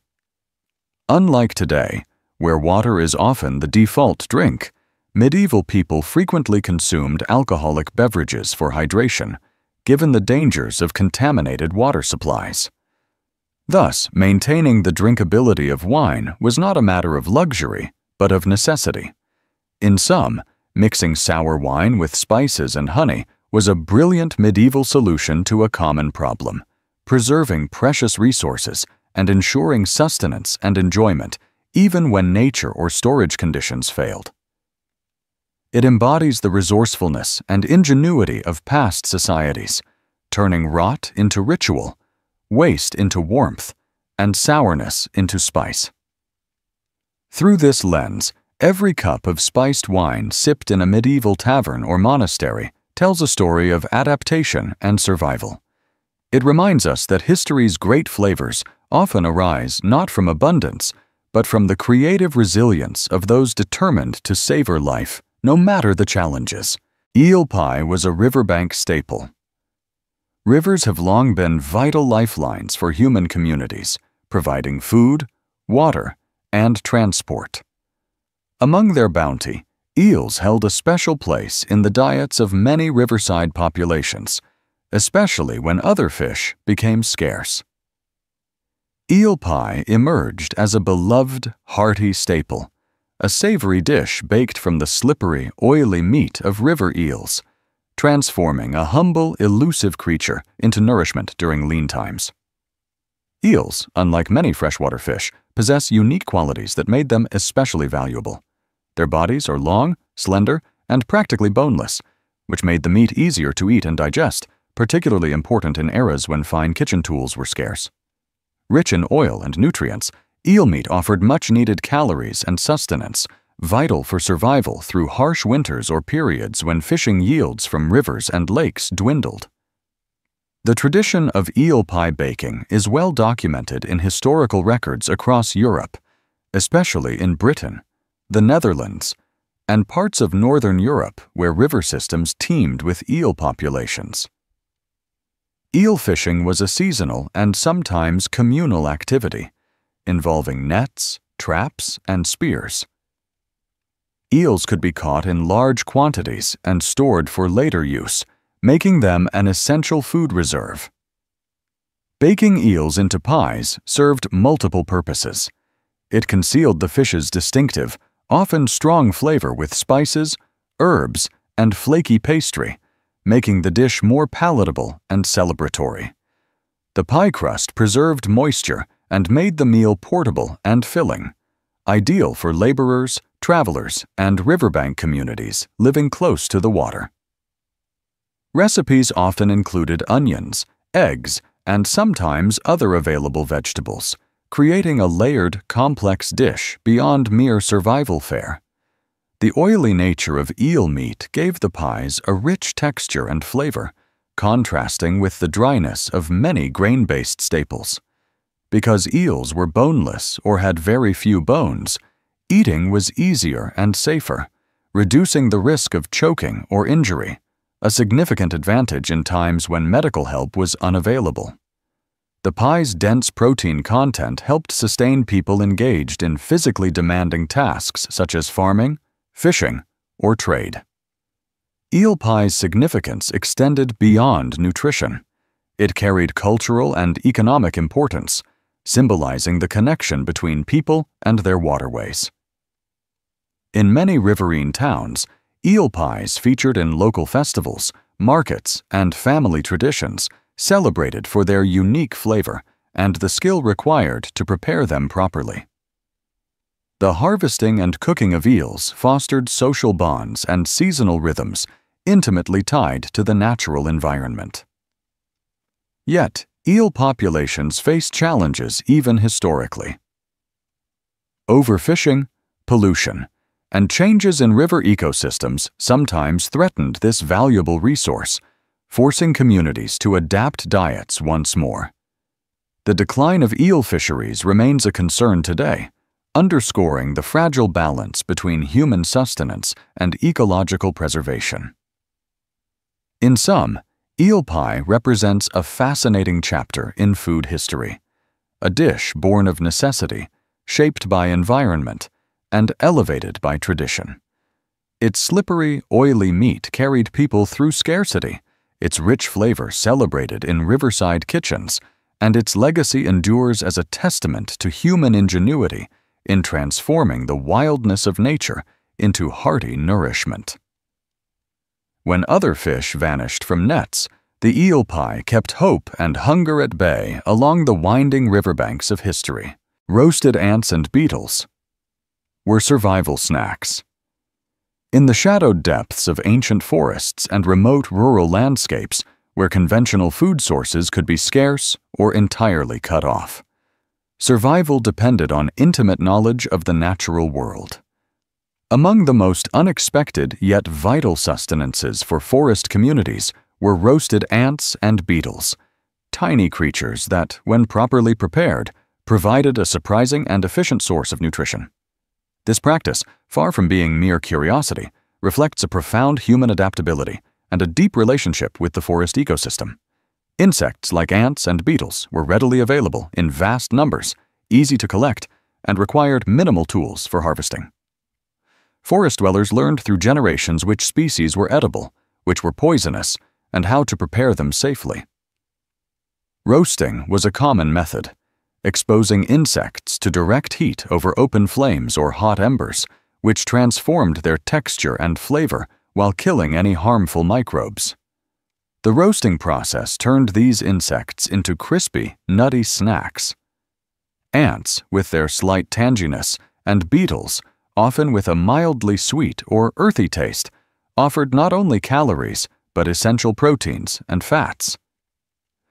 In times when meat, grains, or roots were unavailable, due to seasonal changes, crop failures, or warfare, these insects served as a reliable fallback, sustaining communities through lean periods.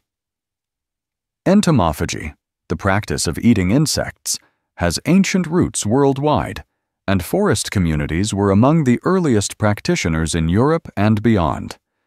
Historical texts, folklore, and archaeological evidence document the consumption of insects, not just as famine food, but also as seasonal delicacies. In some cultures, roasted ants were even prized for their medicinal properties or symbolic significance. Collecting ants and beetles required knowledge of their habitats and behaviors. Ant hills and tree bark, logs, and leaf litter were common gathering sites.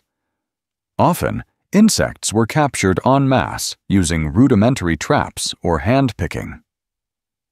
Roasting was then done quickly to preserve nutrients and make the insects palatable, sometimes seasoning them with wild herbs or salt when available. The nutritional value of roasted insects is remarkable.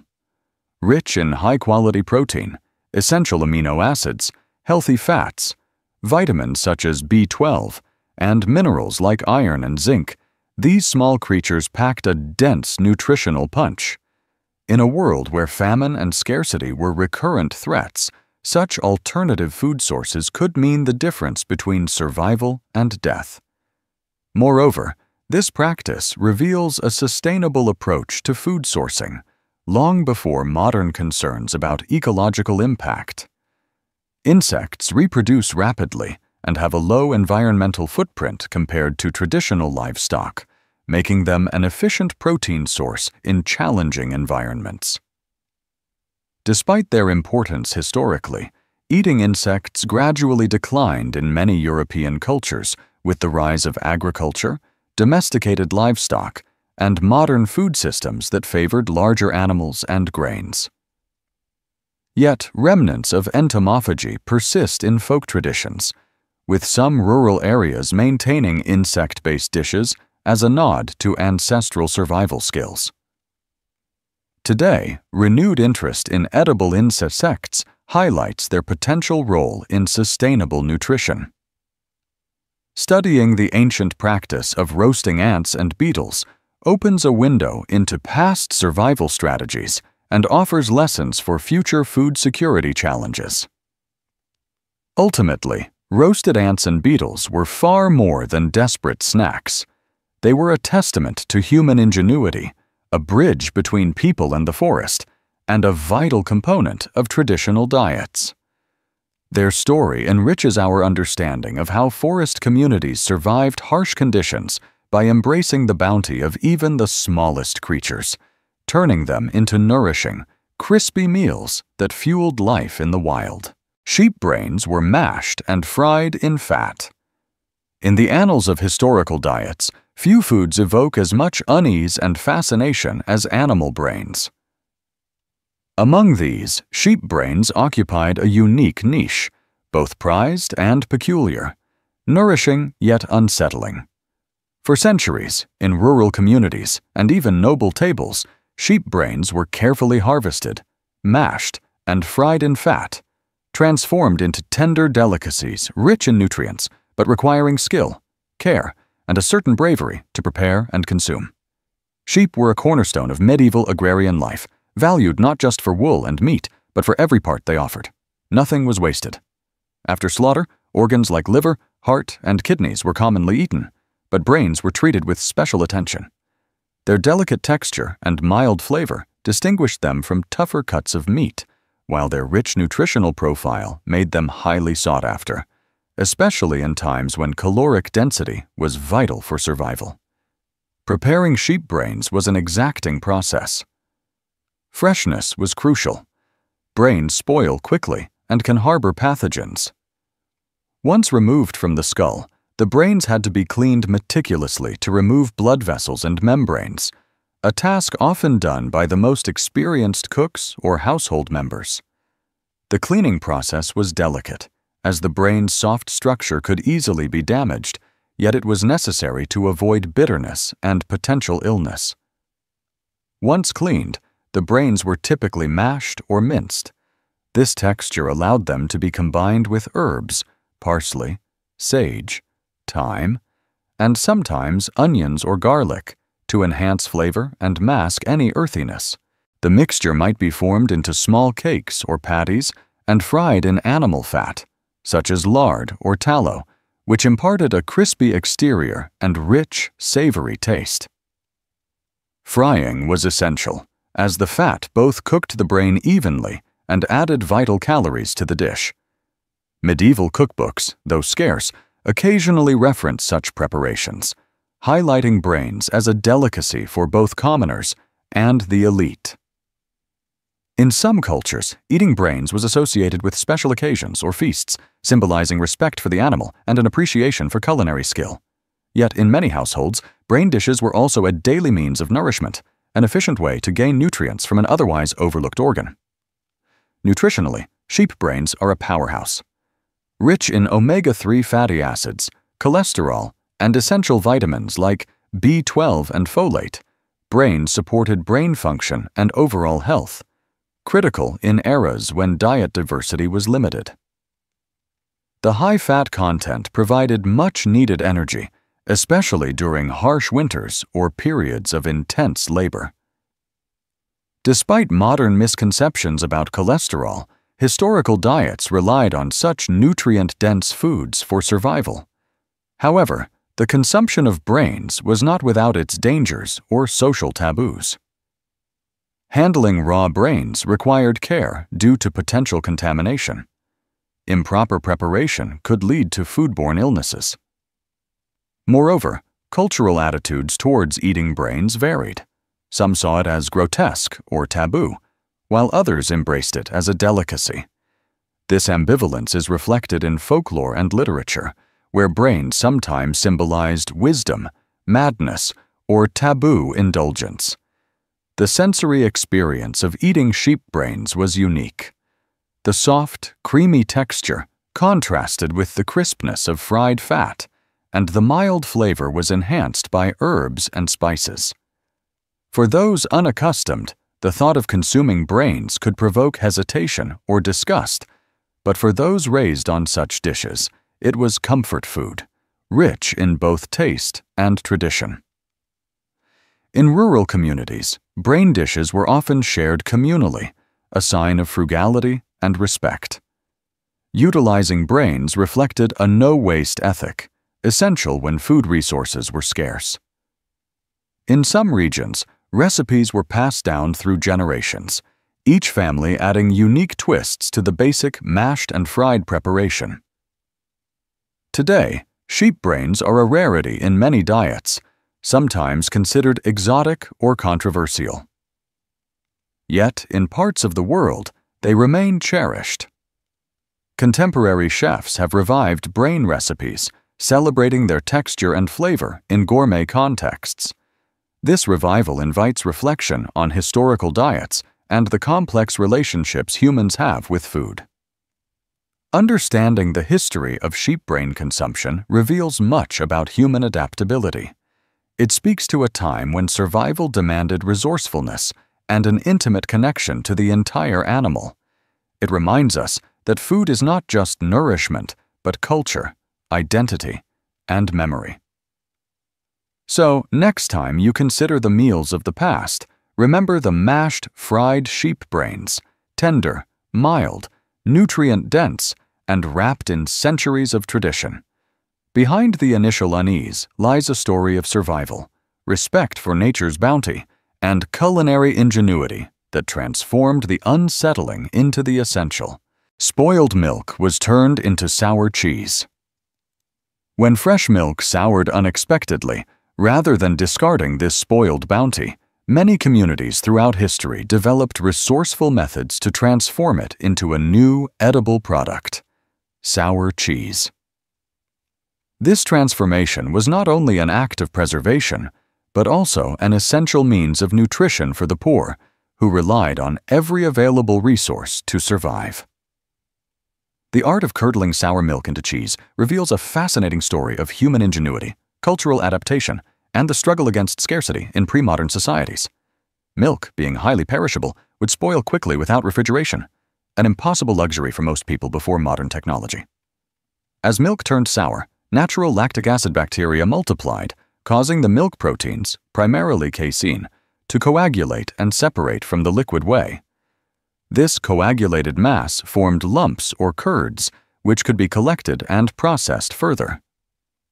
Intentional curdling, sometimes aided by adding acidic substances like vinegar or lemon juice, became a practical way to harness these sour milk lumps, turning what might seem like ruined milk into a stable, if pungent, food source. The resulting sour cheese was markedly different from the smooth, creamy cheeses prized by the wealthy. It was often gritty, tangy, and sharply flavored, a product of the natural fermentation and limited processing. The texture was coarse and the aroma pungent, qualities that modern palates might find challenging, but which provided vital nutrition. Rich in protein and fats, sour cheese was especially valuable in diets that lacked meat and fresh vegetables during harsh seasons or economic hardship. Historically, sour cheese, known by various names in different cultures, served as a dietary staple among peasants and the poor. In parts of Eastern Europe, Scandinavia, and rural Britain, these cheeses were traditionally made in small households, using milk that had turned sour naturally or had been intentionally left to ferment. The production process was straightforward. Curds were drained of whey, sometimes pressed lightly, then salted or mixed with herbs to improve preservation and flavor. This method not only extended the shelf life of milk, but also concentrated its nutrients, making it easier to store and transport. The cultural importance of sour cheese extends beyond mere survival. It became a culinary tradition, a part of daily meals, often eaten with coarse bread or incorporated into porridges and stews. In some regions, sour cheese was even considered a delicacy in its own right, appreciated for its strong flavor and unique character. Folk tales and local customs celebrated its making, reflecting a deep knowledge of fermentation passed down through generations.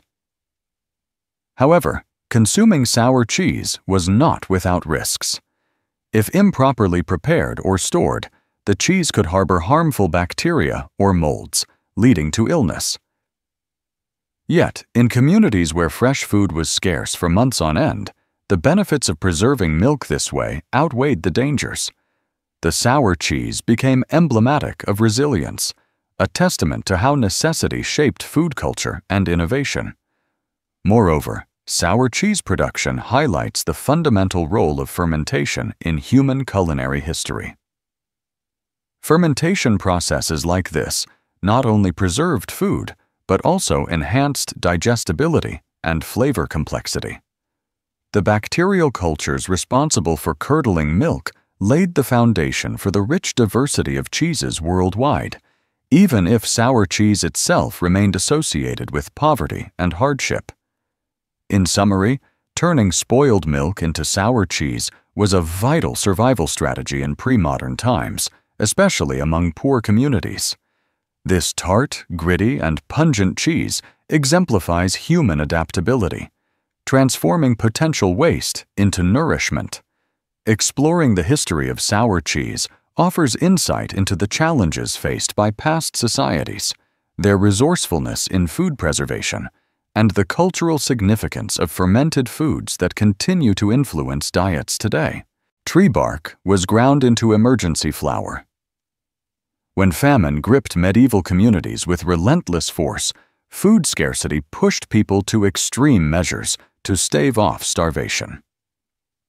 One of the most harrowing and desperate solutions was the grinding of tree bark, often from birch or pine, into a coarse, bitter flour substitute. This practice, born from necessity rather than choice, reveals the stark realities of survival during times when fields yielded no grain and stores lay empty. The resulting bark flour was barely digestible and carried a bitter taste, yet for many, it was the thin line between life and death. Tree bark as a food source might seem unimaginable today, but in the medieval era, knowledge of the natural environment was essential for survival. People understood which parts of trees could be harvested without killing the tree itself, and how to process the tough bark into something consumable. The inner bark, known as the cambium layer, was prized because it contained some nutrients and could be ground into powder. This powder was then mixed with whatever limited grain or roots were available, stretching precious flour stalks or serving as a last resort sustenance on its own. The process was laborious and unpleasant. Bark had to be stripped carefully, usually in spring or early summer when the inner layers were softest. Once collected, the bark was dried and ground between stones or in primitive mills. The resulting powder was coarse and fibrous, imparting a bitter, woody flavor that was far from palatable. Bread or porridge made from bark flour was dense and hard to digest, often causing stomach discomfort. But in famine conditions, where alternatives were absent, it was a vital source of calories and rough fiber. Historical accounts from famines across Europe, especially during the catastrophic Great Famine of 1317, describe communities resorting to tree bark flour as a grim last resort. Chroniclers recorded the desperation of peasants who, faced with starvation, turned to the forests not for shelter, but for food. This practice was widespread enough to be noted with horror and sympathy in contemporary writings. Bark flour helped fill stomachs and provided minimal nutrients, such as carbohydrates and trace vitamins, sufficient to prevent immediate death from starvation. It also offered roughage, which, despite its harshness, aided digestion in an environment of meager food intake. However, prolonged consumption was unsustainable. The nutritional deficiencies and physical strain on the digestive system meant that bark flour could only serve as a temporary emergency ration. This practice sheds light on the fragile balance of medieval food systems and the acute vulnerability of rural populations. Agriculture depended on weather and seasons. A single failed harvest could cascade into famine. Without modern food storage or aid systems, peasants relied on all available natural resources, including the forest's hidden reserves. Tree bark flour was a grim symbol of scarcity, but also of human ingenuity in using every part of the environment to survive. Socially, turning to bark flour reflected the breakdown of normal food hierarchies. Where once grain bread was the staple, it became a rare commodity, and survival food like bark bread became widespread among the poor. This shift highlighted the desperation and inequality of famine periods, where social and economic structures were strained to their limits. Moreover, this emergency practice influenced folk medicine and traditional knowledge. The harvesting of bark and its preparation was often accompanied by rituals or advice passed down through generations, blending survival skills with cultural wisdom. The ability to identify edible parts of trees and prepare them safely was crucial knowledge in desperate times. In modern terms, the use of tree bark as flour might seem extreme, but it underscores a fundamental human truth. The will to survive compels extraordinary adaptation. When faced with the void of hunger, medieval people found sustenance in the very wood of their surroundings, transforming bitterness and hardship into life-sustaining nourishment. Ultimately, the grinding of birch or pine bark into emergency flour is a somber chapter in the history of famine, one that reminds us of the thin line between survival and death. It is a testament to the resilience and resourcefulness of those who endured the darkest seasons, using every fiber of the natural world to cling to life against overwhelming odds. Dried dung was used to smoke meat. In times and places where firewood was scarce or precious, communities turned to an unconventional yet remarkably effective resource to preserve their food: dried animal dung. Though the idea may seem repulsive to modern sensibilities, dried dung became an essential fuel source for smoking meat and fish, a preservation technique vital for survival. The pungent, acrid smoke it produced may have filled the air with an awful odor, but it carried a powerful gift: the ability to protect food from spoilage and extend its edible life. Throughout history, the preservation of meat and fish was a critical challenge, especially before the invention of refrigeration. Smoking, a method that exposes food to smoke from burning materials, slows bacterial growth and adds layers of flavor.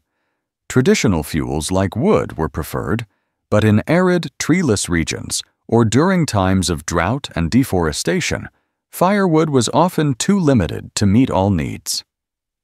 Enter dried dung, primarily from herbivores such as cows, horses, camels, or yaks, a material abundant, renewable, and highly combustible once properly dried.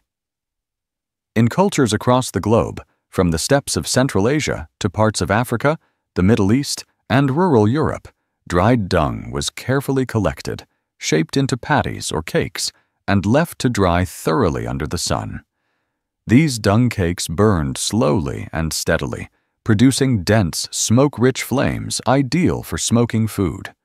The smoke was thick, heavy, and acrid, often described as foul or suffocating, carrying the unmistakable scent of animal waste. Despite the stench, this smoke permeated the meat and fish, drying and curing them while imparting a distinct flavor, sometimes harsh, sometimes earthy, unlike any wood-smoked food. This method was more than a stopgap. It was a sophisticated adaptation born of necessity. The ability to preserve surplus meat meant that communities could store food for lean seasons, long journeys, or times of conflict. Smoking with dung allowed nomadic peoples and settled villagers alike to harness local resources fully, turning an otherwise unwanted byproduct into a life-sustaining tool. Historical accounts and ethnographic studies document the widespread use of dung as fuel. For example, in Tibet and Mongolia, where trees are scarce, yak dung cakes remain a primary fuel source to this day, used both for heating homes and smoking meat. Similarly, in parts of rural Africa, cow dung is dried and burned in cooking and food preservation, a practice passed down through generations. In medieval Europe, during deforestation and harsh winters, dried dung occasionally supplemented wood in smokehouses, illustrating its importance even in regions rich in forests. Though effective, smoking with dung presented challenges. The intense odor could make indoor smoking difficult and unpleasant. Handling dried dung required hygiene precautions, as the material carried bacteria and parasites if not properly dried and burned. Yet, the benefits far outweighed these difficulties. Smoked meat and fish could resist spoilage for weeks or months, preventing starvation and ensuring food security. The legacy of dung-fueled smoking reminds us that human survival has often relied on ingenuity and willingness to use every available resource. It highlights a stark truth. What we may consider waste or refuse has, for countless generations, been a key to life itself. Today, while modern fuels and technologies have largely replaced dung for smoking, the practice endures in some traditional communities, a living testament to human resilience and adaptation. The awful smell that once filled the air was a small price to pay for preservation and survival, a pungent signal of the profound connection between people, their environment, and the relentless quest to nourish the body, even under the harshest conditions. Jelly from cow hooves was a common dessert. Boiling cow hooves to create gelatin, a practice that might seem unusual or even unappetizing today, was once a common culinary technique that bridged social classes and reflected the ingenuity of pre-modern food preparation. This gelatinous substance, transformed with the addition of sweeteners into a wobbly dessert, held a surprising place on tables ranging from humble peasant homes to noble banquets. Understanding this tradition offers a fascinating glimpse into how necessity, resourcefulness, and evolving tastes shaped historical diets. Cow hooves are composed primarily of collagen, a protein found in connective tissues. When boiled for extended periods, this collagen breaks down into gelatin, a substance that thickens and sets liquids into a jelly-like consistency as they cool. Before modern gelling agents and refined sugar became widely available, gelatin from hooves and other animal parts was one of the few ways to achieve a firm, delicate texture in desserts and savory dishes alike. The process began with thorough cleaning of the hooves, followed by slow simmering in large cauldrons for many hours, sometimes a full day or more. This labor-intensive method extracted the gelatin into broths, which could be strained and then sweetened with honey, molasses, or, later, refined sugar. Flavorings like spices, fruit juices, or wine were occasionally added to enhance the taste and aroma, creating a treat that was simultaneously cheap to produce and delightfully textured. Such jelly desserts were sometimes called calf's foot jelly, or simply jelly, and they occupied a unique place in historical cuisine. For peasants, this was a way to enjoy something sweet and special despite limited resources. The hooves themselves were byproducts of butchery that might otherwise have been discarded or used solely for broths. Turning them into jelly elevated a humble ingredient into a festive dish. In aristocratic circles, gelatin desserts became more elaborate and refined over time, especially as culinary arts evolved during the Renaissance and Baroque periods. Chefs crafted molded jellies, sometimes combining savory and sweet elements and serving them as impressive centerpieces. While the origin was rustic, gelatin desserts embodied a cross-class culinary phenomenon, showing how necessity could inspire creativity appreciated by all social strata. Historical records and cookbooks from the 16th to 18th centuries detail recipes for gelatinous dishes derived from boiled animal parts, including cow hooves. These texts highlight the cultural importance of gelatin as a food texture and its status as a desirable component of both everyday meals and celebratory fare. The popularity of such desserts persisted into the 19th century before industrial gelatin and commercial sweets largely supplanted traditional preparations. Beyond flavor and texture, gelatin desserts from cow hooves carried nutritional value. Gelatin is rich in amino acids like glycine and proline, which support joint health and digestion, an unintentional health benefit for people whose diets often lacked variety. This added another layer of practicality to what might otherwise be dismissed as an odd or frugal dish. Today, while gelatin desserts are common worldwide, few remember their origins in boiled cow hooves and the laborious preparation behind them. Rediscovering this tradition connects us to a past where no part of the animal was wasted and where simple ingredients were transformed through patience and skill into delights for both commoners and nobility. In reflecting on jelly made from cow hooves, we glimpse the resourcefulness of our ancestors, their ability to create pleasure and sustenance from the most unlikely sources, and the rich cultural tapestry woven through food. This wobbly dessert stands as a symbol of historical survival, culinary innovation, and the shared human experience across centuries and social divides. Slaughter blood was collected for soups. In a world where every resource mattered and food scarcity was a constant threat, medieval communities developed remarkable ways to extract sustenance from every part of the animals they slaughtered.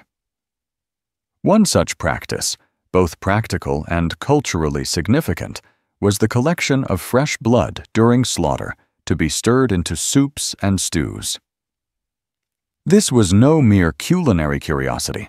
It was a vital source of protein, iron, and calories that often made the difference between survival and starvation. When an animal was butchered, the blood flowed freely, a life force spilling from veins and arteries. Rather than letting this precious fluid go to waste, butchers and cooks quickly gathered the fresh blood in basins or pots. Time was of the essence, for blood spoils rapidly and becomes unusable if not processed immediately. This urgent collection was often a communal affair, with family members or neighbors assisting to ensure none was lost. Blood soups, known in various cultures across Europe and beyond, were thick, rich, and dark, sometimes with a metallic tang and a dense texture that distinguished them from ordinary broths. The blood was carefully stirred into boiling water or meat stock, often with grains like barley or oats, root vegetables, and herbs to temper its strong flavor. The resulting stew was a dense, nutrient-rich meal, valued especially in lean seasons or after a successful hunt or slaughter. Nutritionally, blood was a powerhouse. It provided a highly bioavailable source of protein and iron, two crucial nutrients often scarce in medieval diets. Iron, in particular, was essential to combat anemia, a common affliction due to poor nutrition and hard labor. The consumption of blood helped sustain energy levels and improve health, especially in communities with limited access to fresh meat. Historical records and culinary manuscripts reveal blood dishes were widespread and culturally embedded. From the English black pudding to Scandinavian blood soups and Germanic blood sausages, blood was integrated into diverse regional cuisines. In medieval England, blood soups, or black broth, were staples among peasants and soldiers alike, prized for their hearty, sustaining qualities. However, preparing blood soups required precision and respect. Blood coagulates quickly when cooled or left standing, forming thick clots that could spoil or become unpalatable. To prevent this, cooks continuously stirred the blood into hot liquids, maintaining a smooth consistency. Failure to do so meant losing a valuable food source to congealed waste. Some recipes called for acidifying agents like vinegar or herbs to preserve freshness and improve flavor. The process was not without its challenges or taboos. Blood's association with death, ritual, and superstition made it a potent symbol in medieval society. Some religious doctrines discouraged or forbade the consumption of blood, citing scriptural injunctions. Yet, practical needs often overrode such prohibitions, especially in rural areas where survival was paramount. Handling fresh blood also posed health risks. Without modern sanitation, contamination could cause illness.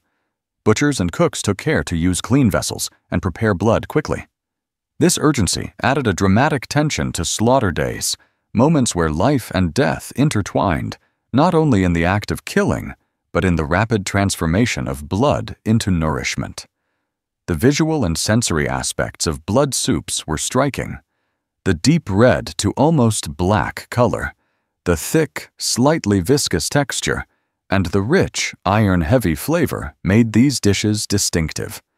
For many, the taste was an acquired one, but for those accustomed, it was comfort food, warm, filling, and sustaining.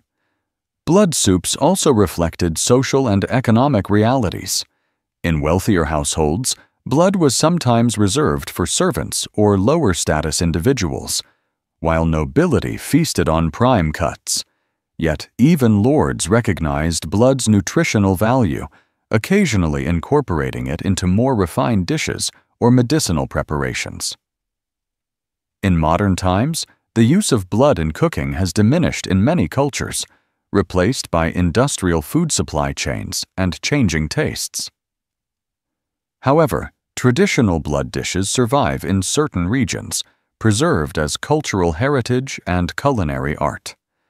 Their continued existence honors the ingenuity and resilience of past societies. Reflecting on the medieval practice of collecting slaughter blood for soups reveals a profound relationship between humans and their environment.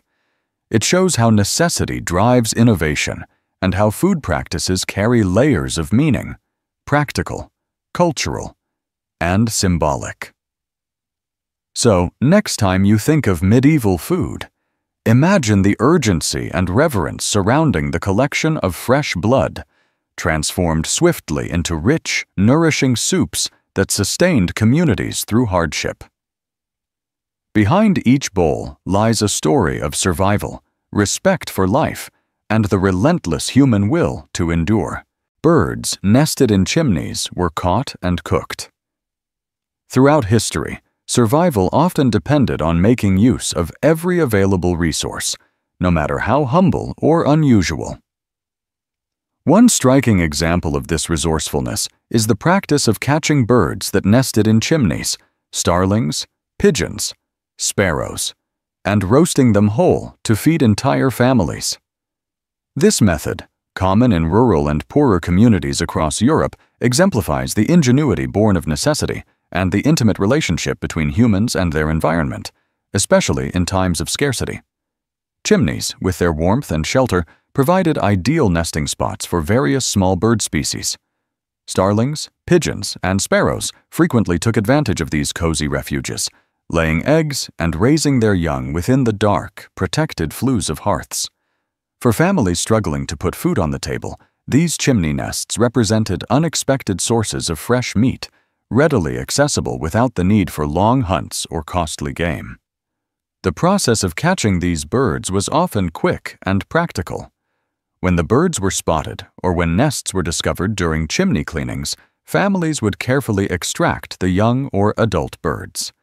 These small birds, though tiny, were valued for their meat, which, while modest, could provide much-needed protein and calories.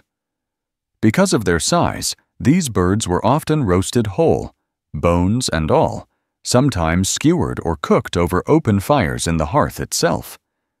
Eating birds nested in chimneys was more than just survival. It was a tradition deeply woven into rural life.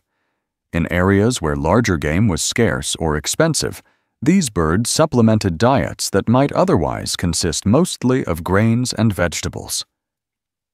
Families learned how to prepare and cook these birds to maximize flavor and nourishment.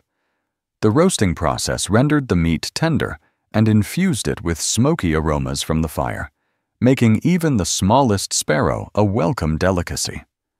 Historical records and folklore abound with references to chimney nesting birds as a food source. In England and parts of Eastern Europe, chimney sweeps and rural households alike noted the practice, sometimes lamenting the loss of birds that were believed to help control insect populations.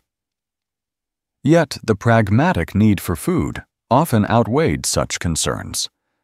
The birds were caught not only in chimneys but also in dovecotes and barns, reflecting a broader pattern of utilizing accessible wildlife.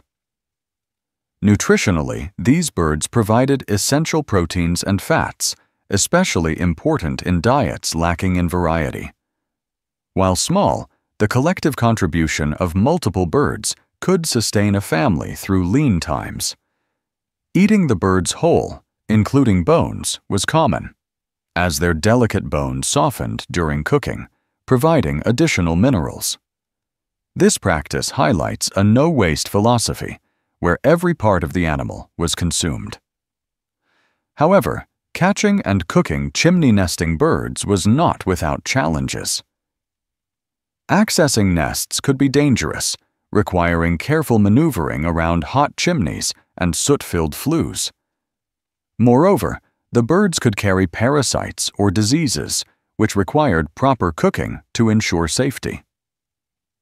Despite these obstacles, the practice endured because of its practical benefits. The cultural significance of this practice also extends into social realms. Sharing the catch of chimney birds was a communal activity in some villages, strengthening bonds and reinforcing shared survival strategies. Stories of roasting sparrows or pigeons in hearth fires are part of oral histories that reveal much about the daily lives and struggles of rural communities. In modern times, with changes in building design, food availability, and wildlife protection laws, the practice of catching chimney nesting birds has largely disappeared. Yet its history remains a powerful testament to human adaptability and the inventive use of environment-derived resources in the face of hardship. In conclusion, catching and roasting birds that nested in chimneys was a pragmatic and resourceful survival strategy in many historical rural communities. These small birds, cooked whole with tiny bones included, provided crucial nutrition and became a symbol of the intimate and often harsh relationship between humans and their environment. Exploring this practice offers a vivid window into past struggles, cultural resilience, and the creativity required to feed families when resources were scarce. Goat eyes were preserved in vinegar. In the rugged mountainous regions where every morsel of food mattered, medieval communities developed remarkable traditions born of necessity and belief. Among these was the preservation of goat eyes, an unusual yet practical practice that reflected both resourcefulness and the deep intertwining of food and folklore. Nothing went to waste in these harsh environments, where survival depended on making full use of every part of the animal. Goat eyes were carefully removed, preserved in vinegar through pickling, and consumed whole, believed not only to provide nourishment, but to bestow sharp vision upon the eater. The practice of pickling goat eyes arose from a blend of practicality and symbolism. In regions where fresh food was scarce, pickling served as an effective preservation method, allowing meat and offal to be stored safely for extended periods.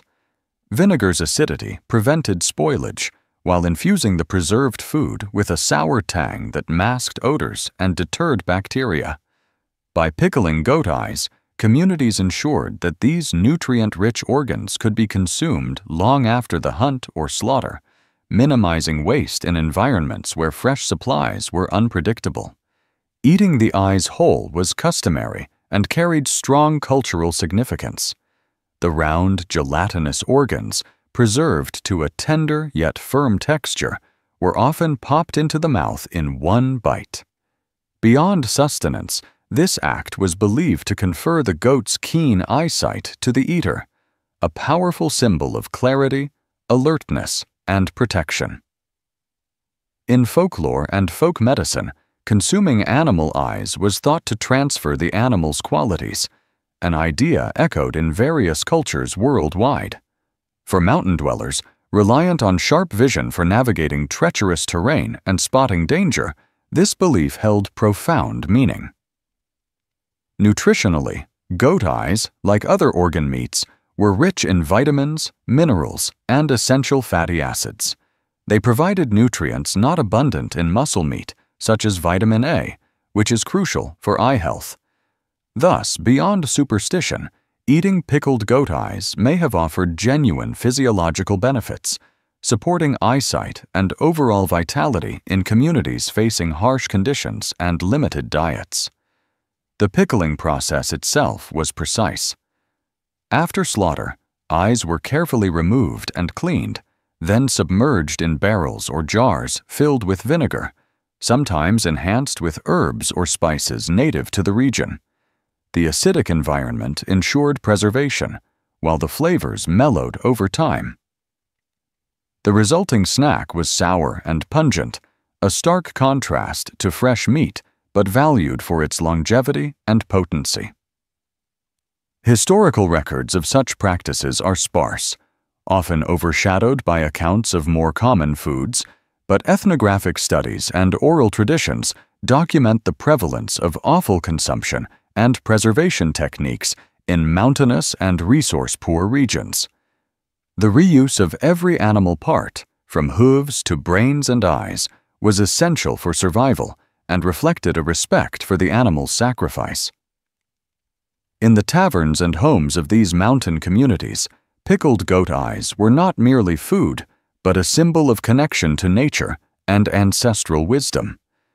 Consuming them was a ritualistic act, both practical and spiritual, that reinforced community bonds and individual resilience. It was a reminder that survival demanded ingenuity and belief, that every bite carried meaning beyond mere sustenance. Today, such customs may seem foreign or unsettling, but they embody a universal human truth. In times of scarcity, culture and survival intertwine, transforming necessity into tradition. The pickled goat eye, sour and whole, stands as a testament to human adaptability and the profound ways in which food can nourish body and spirit alike. In essence, the preservation and consumption of goat eyes in vinegar reveals a medieval world where nothing was wasted, where food was medicine and magic, and where every part of the animal was honored and utilized. It invites us to appreciate the diverse and inventive ways humans have sustained themselves across history, especially in the most challenging landscapes. Wheat was often replaced with crushed acorns. In the annals of human survival, few substitutions speak so vividly to the harsh realities of famine and scarcity as the use of crushed acorns in place of wheat. Across countless communities, when fields failed or grain stores ran dry, people turned to the abundant oak forests as a last resort. Acorns, the fruit of oak trees, were harvested, soaked to remove their natural bitterness, and ground into flour to bake bread. This substitution was far from ideal, producing heavy, dense loaves that tasted faintly of wood and carried the bitter memory of their source, but it sustained countless lives when no wheat remained. Acorns are naturally rich in tannins, bitter compounds that serve as the tree's defense against predation. For human consumption, this bitterness was an obstacle requiring careful preparation. Traditionally, acorns were collected in large quantities during autumn harvests and then soaked or leached in running water for days or even weeks to remove tannins. This process involved soaking them in cold water, repeatedly changing the water, or boiling in large pots. The goal was to extract the harsh, astringent compounds while preserving the nutty nutrients within. Once adequately processed, acorns were dried and crushed into a coarse flour or meal. This flour was mixed with water, and sometimes a small amount of wheat or rye flour if available, to bake bread or porridge. The resulting bread was dense and heavy, far from the light, airy loaves produced by wheat, with a texture often described as gritty or coarse. Its flavor was earthy and woody, a constant reminder of its forest origin. Historically, crushed acorn bread was common in many parts of Europe, Asia, and North America, especially during periods of famine or in regions where grain cultivation was difficult. In some Mediterranean and Appalachian communities, acorn flour was a dietary staple during hard times. The reliance on acorns reveals a deep human connection to the land and a remarkable adaptability in times of crisis. Despite its utilitarian nature, acorn bread carried nutritional benefits. Acorns are rich in fats, carbohydrates, and minerals, making them a valuable energy source. However, the labor-intensive tannin removal and the dense bread texture limited its appeal and practicality. For many, eating acorn bread was a bitter necessity rather than a choice, a symbol of poverty and survival. The cultural significance of acorn use extends beyond mere sustenance. Indigenous peoples, such as Native American tribes in California, developed intricate acorn processing traditions that celebrated the nut as a sacred gift from nature. These practices combined survival knowledge with ritual, emphasizing respect and careful stewardship of oak forests. In European medieval and early modern history, acorn bread was often stigmatized, associated with desperation and low status. Yet, during famines and crop failures, entire communities depended on this forest harvest. The memory of acorn bread as food of last resort echoes in historical records, literature, and folk memory. Heavy, dense, wood-flavored loaves that kept hunger at bay. Today, as interest in traditional foods and sustainable diets grows, acorns are being rediscovered by food historians and chefs alike. Modern processing techniques and culinary creativity have transformed acorns from famine food to gourmet ingredient. Still, the legacy of crushed acorn bread remains a powerful reminder of human resilience and the lengths to which people have gone to survive when wheat was gone. The story of acorn flour and its heavy, woody bread is a testament to nature's generosity and humanity's determination. It illustrates how, in the face of scarcity, people turned to the forest floor, to the humble oak nut, to stave off hunger and carry on, a bitter, dense bread woven into the fabric of survival history. Salted horse meat was sold as cheap protein. Salted horse meat, once a symbol of last resort rather than culinary preference, has a complex and often overlooked place in the history of food, especially during periods of war, famine, and economic hardship. While horsemeat was rarely the first choice for consumption in many European cultures, its availability as salted cuts in markets and taverns during desperate times reveals a practical response to human survival challenges and shifting food economies. Horses occupied a unique status in society. They were vital working animals, essential for transportation, agriculture, and warfare, and were often regarded with a blend of respect and affection. In many regions, consuming horsemeat was taboo or culturally frowned upon, seen as a violation of social norms or religious beliefs. However, when traditional sources of protein like beef, pork, or mutton became scarce or prohibitively expensive, communities turned to horses as an alternative. The process of salting horsemeat was key to its preservation and distribution. Without modern refrigeration, salting was a common method to extend the shelf life of meat, allowing it to be stored and transported over long distances. Large cuts of horsemeat were cured in brine or rubbed with dry salt, then hung to dry in cool, ventilated spaces. This treatment not only prevented spoilage, but also intensified the meat's flavor, making it a distinct product known for its dense texture and robust taste. Historical accounts from various periods, including the Napoleonic Wars, the Siege of Paris during the Franco-Prussian War, and famines across Eastern Europe, document the presence of salted horsemeat in markets and taverns. Vendors sold it as an affordable source of protein, often to laborers, soldiers, and impoverished families who had few alternatives. In urban centers under siege or economic strain, horsemeat was sometimes the only meat available, turning it from a marginalized food into a dietary staple by necessity. Though often considered inferior, salted horsemeat provided essential nutrition.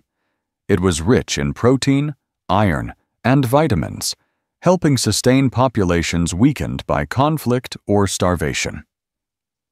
Its toughness and strong flavor meant it was commonly cooked in stews, boiled for long periods, or mixed with other ingredients to soften its texture and mellow its taste. Recipes and oral traditions evolved around preparing horsemeat palatably, reflecting culinary adaptation under pressure. The sale of salted horsemeat also highlights broader social and economic dynamics. It underscores the harsh realities of food insecurity, the elasticity of cultural food taboos in crisis, and the role of markets and taverns as centers where survival intersected with social life. Despite stigma, horsemeat's availability was crucial in preventing complete collapse during times of extreme scarcity.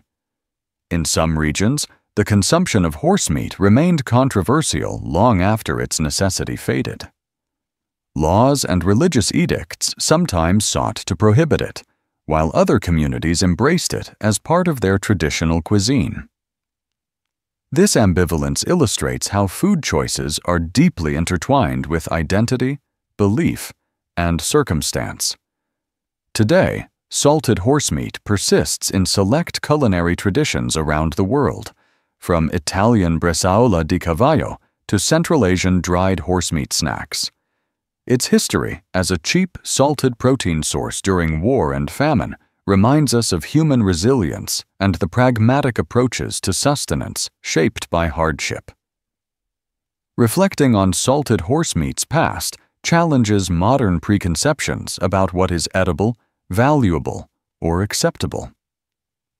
It tells a story of survival where necessity often overrules preference and cultural norms bend under the weight of hunger. Through salted horsemeat, we glimpse the resourcefulness and adaptability that have long defined human responses to crisis, offering a somber yet compelling chapter in the history of food. Watered ale was safer than drinking water. In medieval Europe, clean drinking water was often a scarce and dangerous commodity. Rivers, wells, and springs, their sources and conditions varying wildly, were frequently contaminated by human waste animal runoff, and stagnant pools. The threat of waterborne diseases like dysentery, cholera, and typhoid was constant, turning what should have been a life-giving resource into a potential source of illness and death. In this precarious environment, ale emerged not only as a staple beverage, but as a surprisingly safer alternative to drinking plain water, even when watered down. Ale, a fermented grain beverage made from barley or other cereals, was brewed daily in homes, taverns, and monasteries. Unlike modern beers, medieval ale was typically unfiltered, cloudy, and low in alcohol content, often just 1 to 3% ABV. Its fermentation process killed off many harmful microbes, making it less likely to harbor deadly pathogens. The natural acidity and alcohol presence created an environment hostile to bacteria and parasites, effectively sanitizing the beverage. Watered ale, diluted with additional water to reduce its strength and stretch its supply, was common. This practice might seem counterintuitive today, but in the medieval mindset, even watered-down ale remained safer than drinking untreated water directly. For children and the infirm, who required hydration but could not tolerate stronger brews, the warm, flat, low-alcohol ale provided nourishment and protection against waterborne illnesses. In many households, children drank ale daily from infancy, a tradition deeply embedded in culture and necessity. The brewing process itself was vital. Grain was soaked, malted, mashed, and boiled. A series of steps that, combined with fermentation, reduced microbial dangers.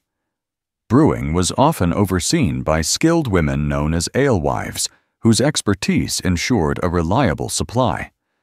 Small batches were brewed frequently to maintain freshness, as ale quickly soured or spoiled without modern preservation. Medieval records show that ale was consumed at every meal, not just by adults, but by the young and elderly alike. It was considered safer than water and even provided calories and nutrients absent in pure water. The carbohydrate content from malted grains gave energy, while the trace minerals and vitamins supported health. Though the alcohol content was low, it was enough to inhibit dangerous germs, but mild enough to avoid intoxication in daily consumption. The cultural importance of ale went beyond safety and sustenance. It was a social lubricant, a dietary staple, and a measure of hospitality. Tavern culture thrived around the sharing of ale, and many communities had communal brewing traditions. Ale was often safer than water wells contaminated by waste or poorly maintained. In urban centers, where overcrowding and sanitation problems were acute, ale was a lifeline. However, ale was not without drawbacks. The practice of watering down ale varied widely, sometimes reducing the protective qualities if overly diluted or left unrefrigerated. Spoilage could occur, introducing off flavors and potential illness. The quality of ingredients and brewing conditions affected safety. Yet, despite these challenges, ale remained a cornerstone of daily life, prized for both its flavor and its protective qualities. Children drinking ale daily might seem strange today, but this was a practical adaptation. Infants often received a weak, thin ale called small beer, which was easier to digest and safer than breast milk substitutes when mothers could not nurse. This small beer was warm or room temperature and flat, minimizing alcohol's effects while providing hydration and calories. In some regions, it was standard to offer children small beer with meals, integrating them into communal dining and hydration practices. Medieval physicians and scholars recognized ale's benefits and limitations. Manuscripts and medical texts of the time recommend ale over water in many contexts, citing its ability to ward off disease. Religious and social authorities supported brewing as essential to community health, yet ale was not a cure-all, and outbreaks of disease still occurred, underscoring the precariousness of medieval life. The legacy of watered ale survives in modern brewing traditions, with some artisanal beers paying homage to historical recipes. Understanding this practice offers insight into medieval daily life, the constant negotiation between risk and necessity, the blending of food, drink, culture, and survival. So, when we sip a cold beer today, it is worth remembering that its ancient ancestor was once a vital shield against the dangers lurking in medieval water sources. Watered-down ale was more than a beverage. It was a lifeline, a protector, and a symbol of human ingenuity in the face of daily peril. Cow lips were boiled into broth. In the annals of culinary history, few ingredients reflect human ingenuity and the drive to waste nothing quite like the use of cow lips boiled into broth.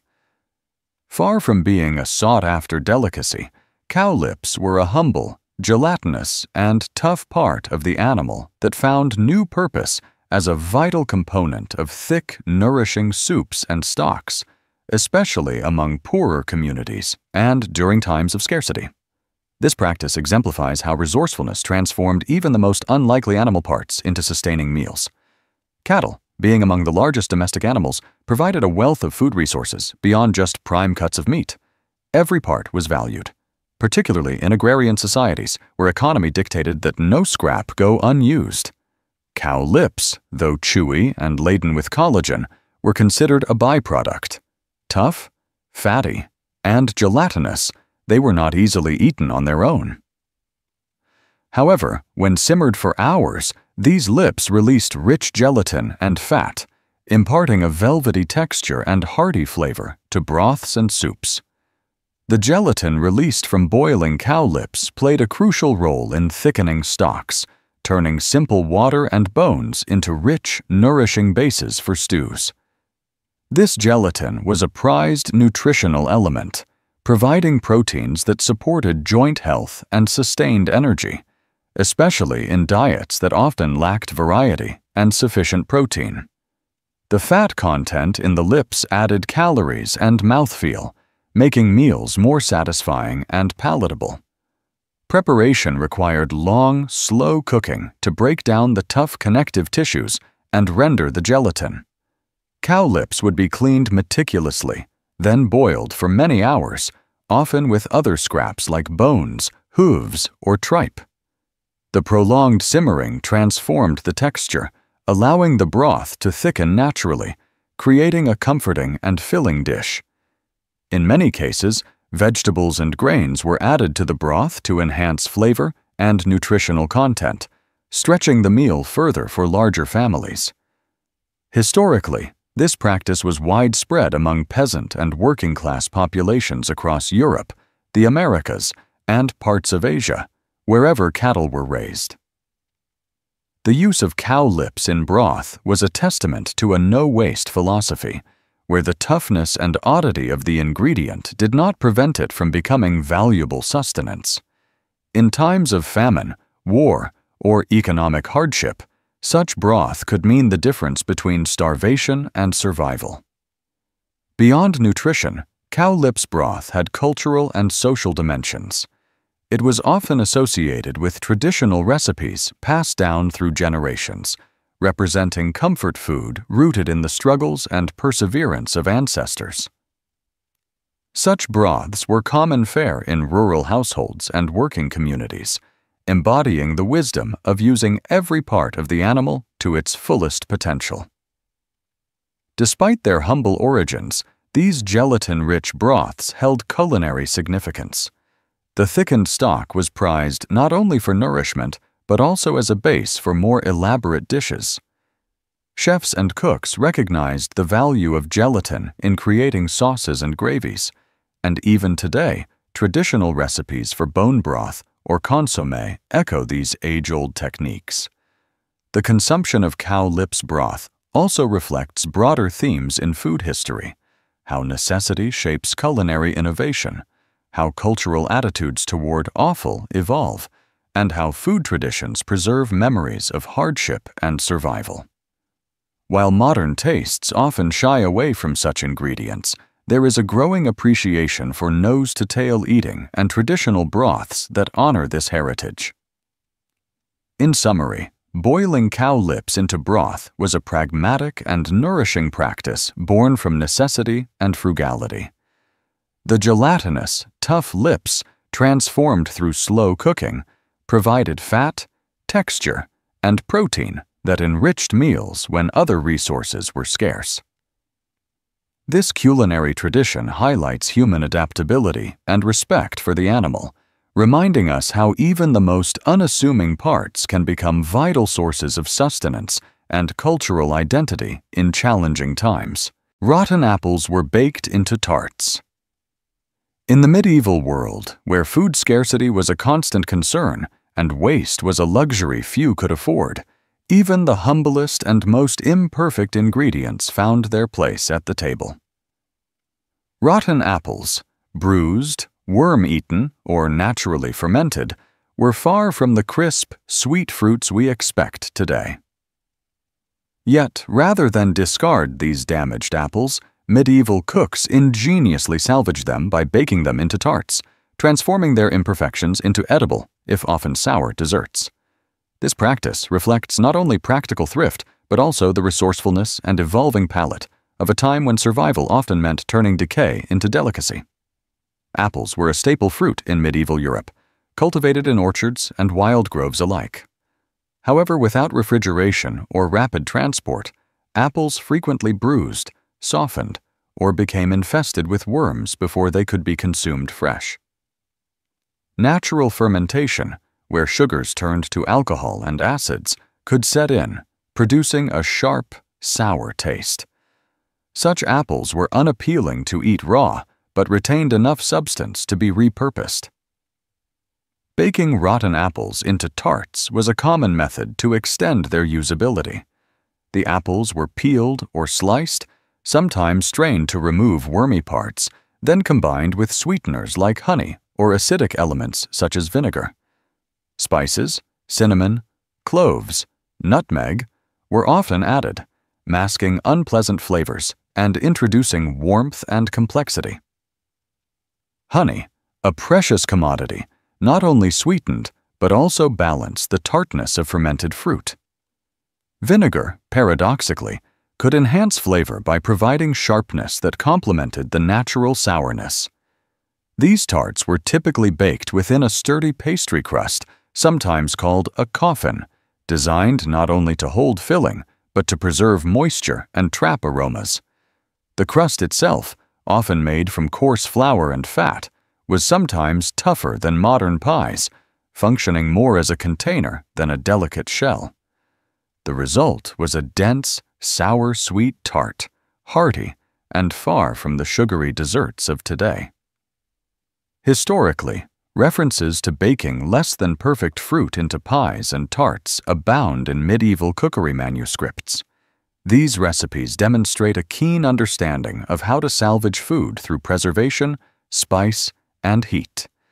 The resulting dishes were both practical and comforting, offering a semblance of sweetness and indulgence in a world where fresh ingredients were seasonal and scarce.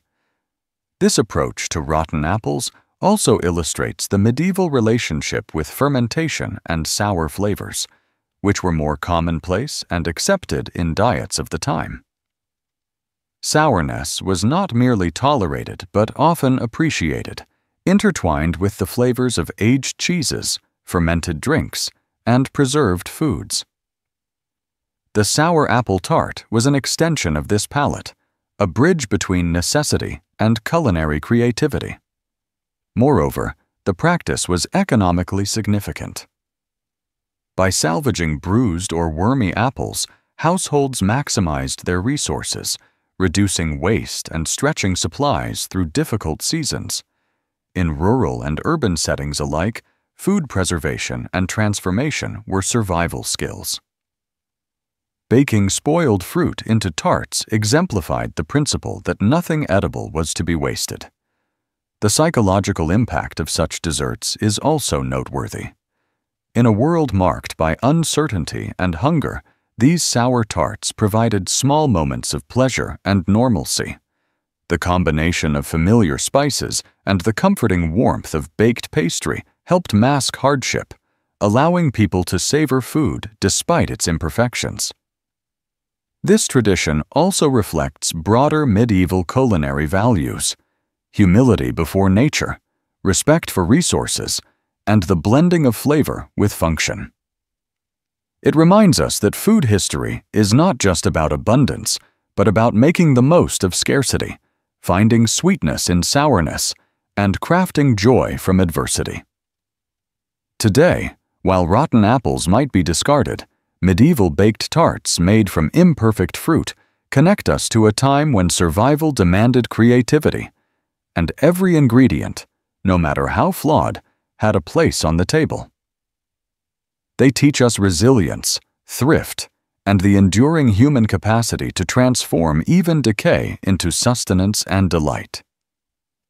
Thus, when we think of sour, spiced apple tarts baked from bruised and fermented fruit, we are reminded not only of a culinary technique, but of a profound story of endurance, a story baked into the crust of medieval life where rot became resource and tartness told tales of survival and tradition. Worm-infested grain was still ground and eaten. In the harsh realities of pre-modern life, food scarcity was a constant threat that forced people to make difficult and often unpalatable choices. One such choice involved the consumption of worm-infested grain, a situation where harvested cereals, vital staples like wheat, rye, or barley, were contaminated with larvae, weevils, or other pests. Despite the presence of these unwelcome invaders, peasants and rural communities often had little option but to process and eat this grain, highlighting a survival strategy born from necessity and resilience. Grain was the cornerstone of medieval and early modern diets, forming the base for bread, porridge, and ale. Its storage, however, was vulnerable to infestation. Poor storage conditions, damp, dark granaries with little ventilation, created the perfect breeding grounds for insects like grain weevils and moth larvae. These pests could infest entire stocks, reducing yields and quality drastically. The sight of wriggling larvae among kernels was disheartening, yet the grain was too precious to discard. When faced with infested grain, people employed practical methods to salvage as much as possible. The grain was often ground into flour regardless, with the hope that the milling process would crush or separate the insects. Sifting was a critical step, using coarse cloth or sieves to filter out larger fragments of husks, debris, and some of the bugs. However, this was never perfect. Tiny insect parts, eggs, and sometimes whole larvae could remain mixed in with the flour. Consuming such flour was not ideal. The texture could be gritty, and the flavor slightly off, imparted by the remnants of insects. Yet, in times of famine, war, or poor harvests, the alternative, starvation, was far worse. Historical records from Europe, Asia, and elsewhere attest to the widespread practice of eating worm-infested grain, sometimes hidden in official documents due to shame or stigma, but undeniable in the lived experience of common folk. Beyond survival, this practice reflects a broader relationship with food preservation and the limits of pre-industrial technology. Without refrigeration, chemical treatments, or modern pest control, people relied on vigilance, storage rotation, and natural deterrents, like ash or herbs to protect grain. When infestations occurred, ingenuity dictated salvage rather than waste. Nutritionally, while the presence of insects might raise concerns today, the caloric and protein content of grain mixed with larvae was still valuable.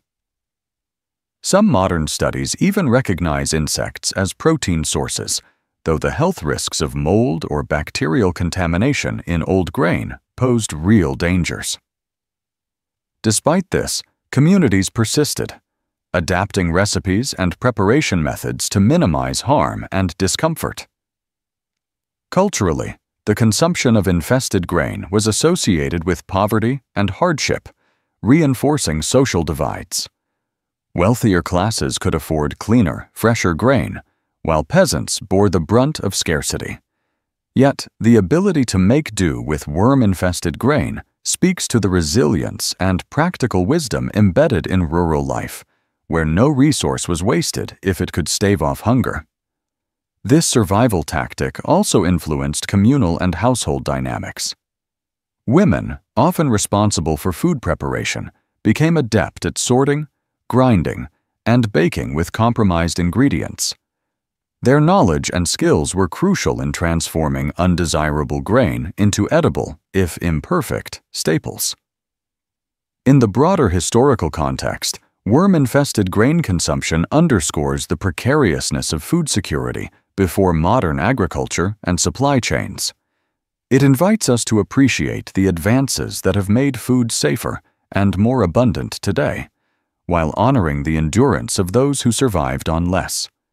Ultimately, the story of worm-infested grain being ground and eaten, bugs sifted out, sometimes only partially, is a poignant chapter in human survival. It reveals a world where necessity compelled acceptance of imperfection, where hunger trumped disgust, and where the will to live found ways to transform even the most compromised foods into nourishment. It is a testament to the indomitable spirit of those who endured harsh times with grit, pragmatism, and unyielding hope. Toasted bread crusts were used to filter dirty wine. In a time long before modern filtration and sanitation methods, preserving the quality of wine posed a significant challenge. Wine, a staple beverage across many cultures, was often stored in rudimentary conditions that allowed sediment, dirt, and impurities to cloud its clarity and flavor. To address this problem, an inventive and surprisingly practical technique emerged among both peasants and nobles alike, using toasted bread crusts as natural filters to clean murky wine.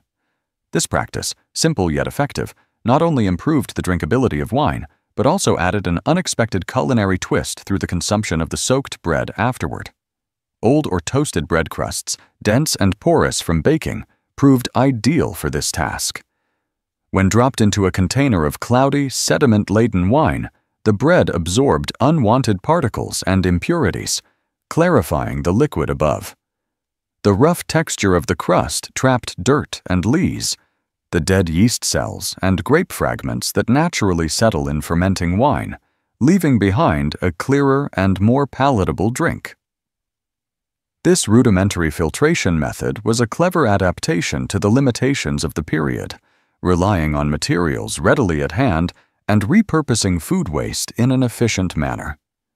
This practice is referenced in numerous historical accounts from medieval and early modern Europe, where wine was a common daily beverage, but often far from the refined vintages appreciated today. Wine was transported and stored in barrels, earthenware jugs, or wooden casks that were difficult to clean completely.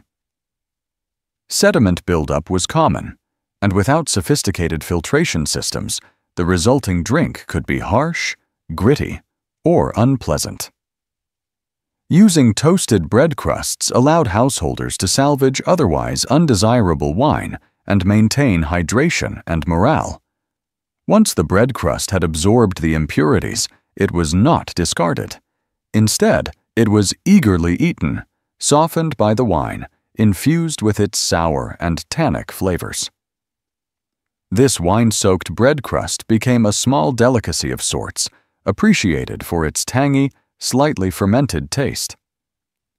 In many households, it provided a way to avoid waste, turning a necessary step in drink purification into a modest snack. The crust's texture, softened yet still chewy, made it satisfying, especially when paired with cheese or other simple accompaniments. Beyond practicality, this method reflected the frugality and resourcefulness characteristic of pre-industrial societies. Bread was often baked in large batches and consumed over several days, with crusts being harder and less desirable than soft inner crumb. Repurposing these crusts as wine filters and subsequent food showed a keen understanding of minimizing waste and maximizing value from every edible item. This was particularly important in rural or impoverished areas where food scarcity loomed regularly. The use of bread as a wine filter also influenced social customs and culinary traditions. In some regions, toasting bread specifically for this purpose became common, and the choice of bread type, dense rye versus softer wheat, for example, affected both the filtering efficiency and the flavor of the soaked crust. This simple interaction between bread and wine highlights the intertwined nature of staple foods and beverages in historical diets. While modern wine production and storage have rendered such crude filtration obsolete, the historical practice of using toasted bread crusts remains a fascinating example of adaptive food technology. It reveals how necessity drove creative solutions that blended food preparation with preservation, embodying a holistic approach to consumption where nothing was wasted. In conclusion, the practice of dropping toasted bread crusts into dirty wine to filter out impurities was an ingenious, low-tech solution that improved wine quality in eras lacking modern filtration. The wine-soaked crusts were then eaten, offering a sour, tangy snack that exemplified thrift and resourcefulness. This tradition offers insight into historical food culture, the challenges of pre-modern preservation, and the inventive ways communities made the most of their limited resources.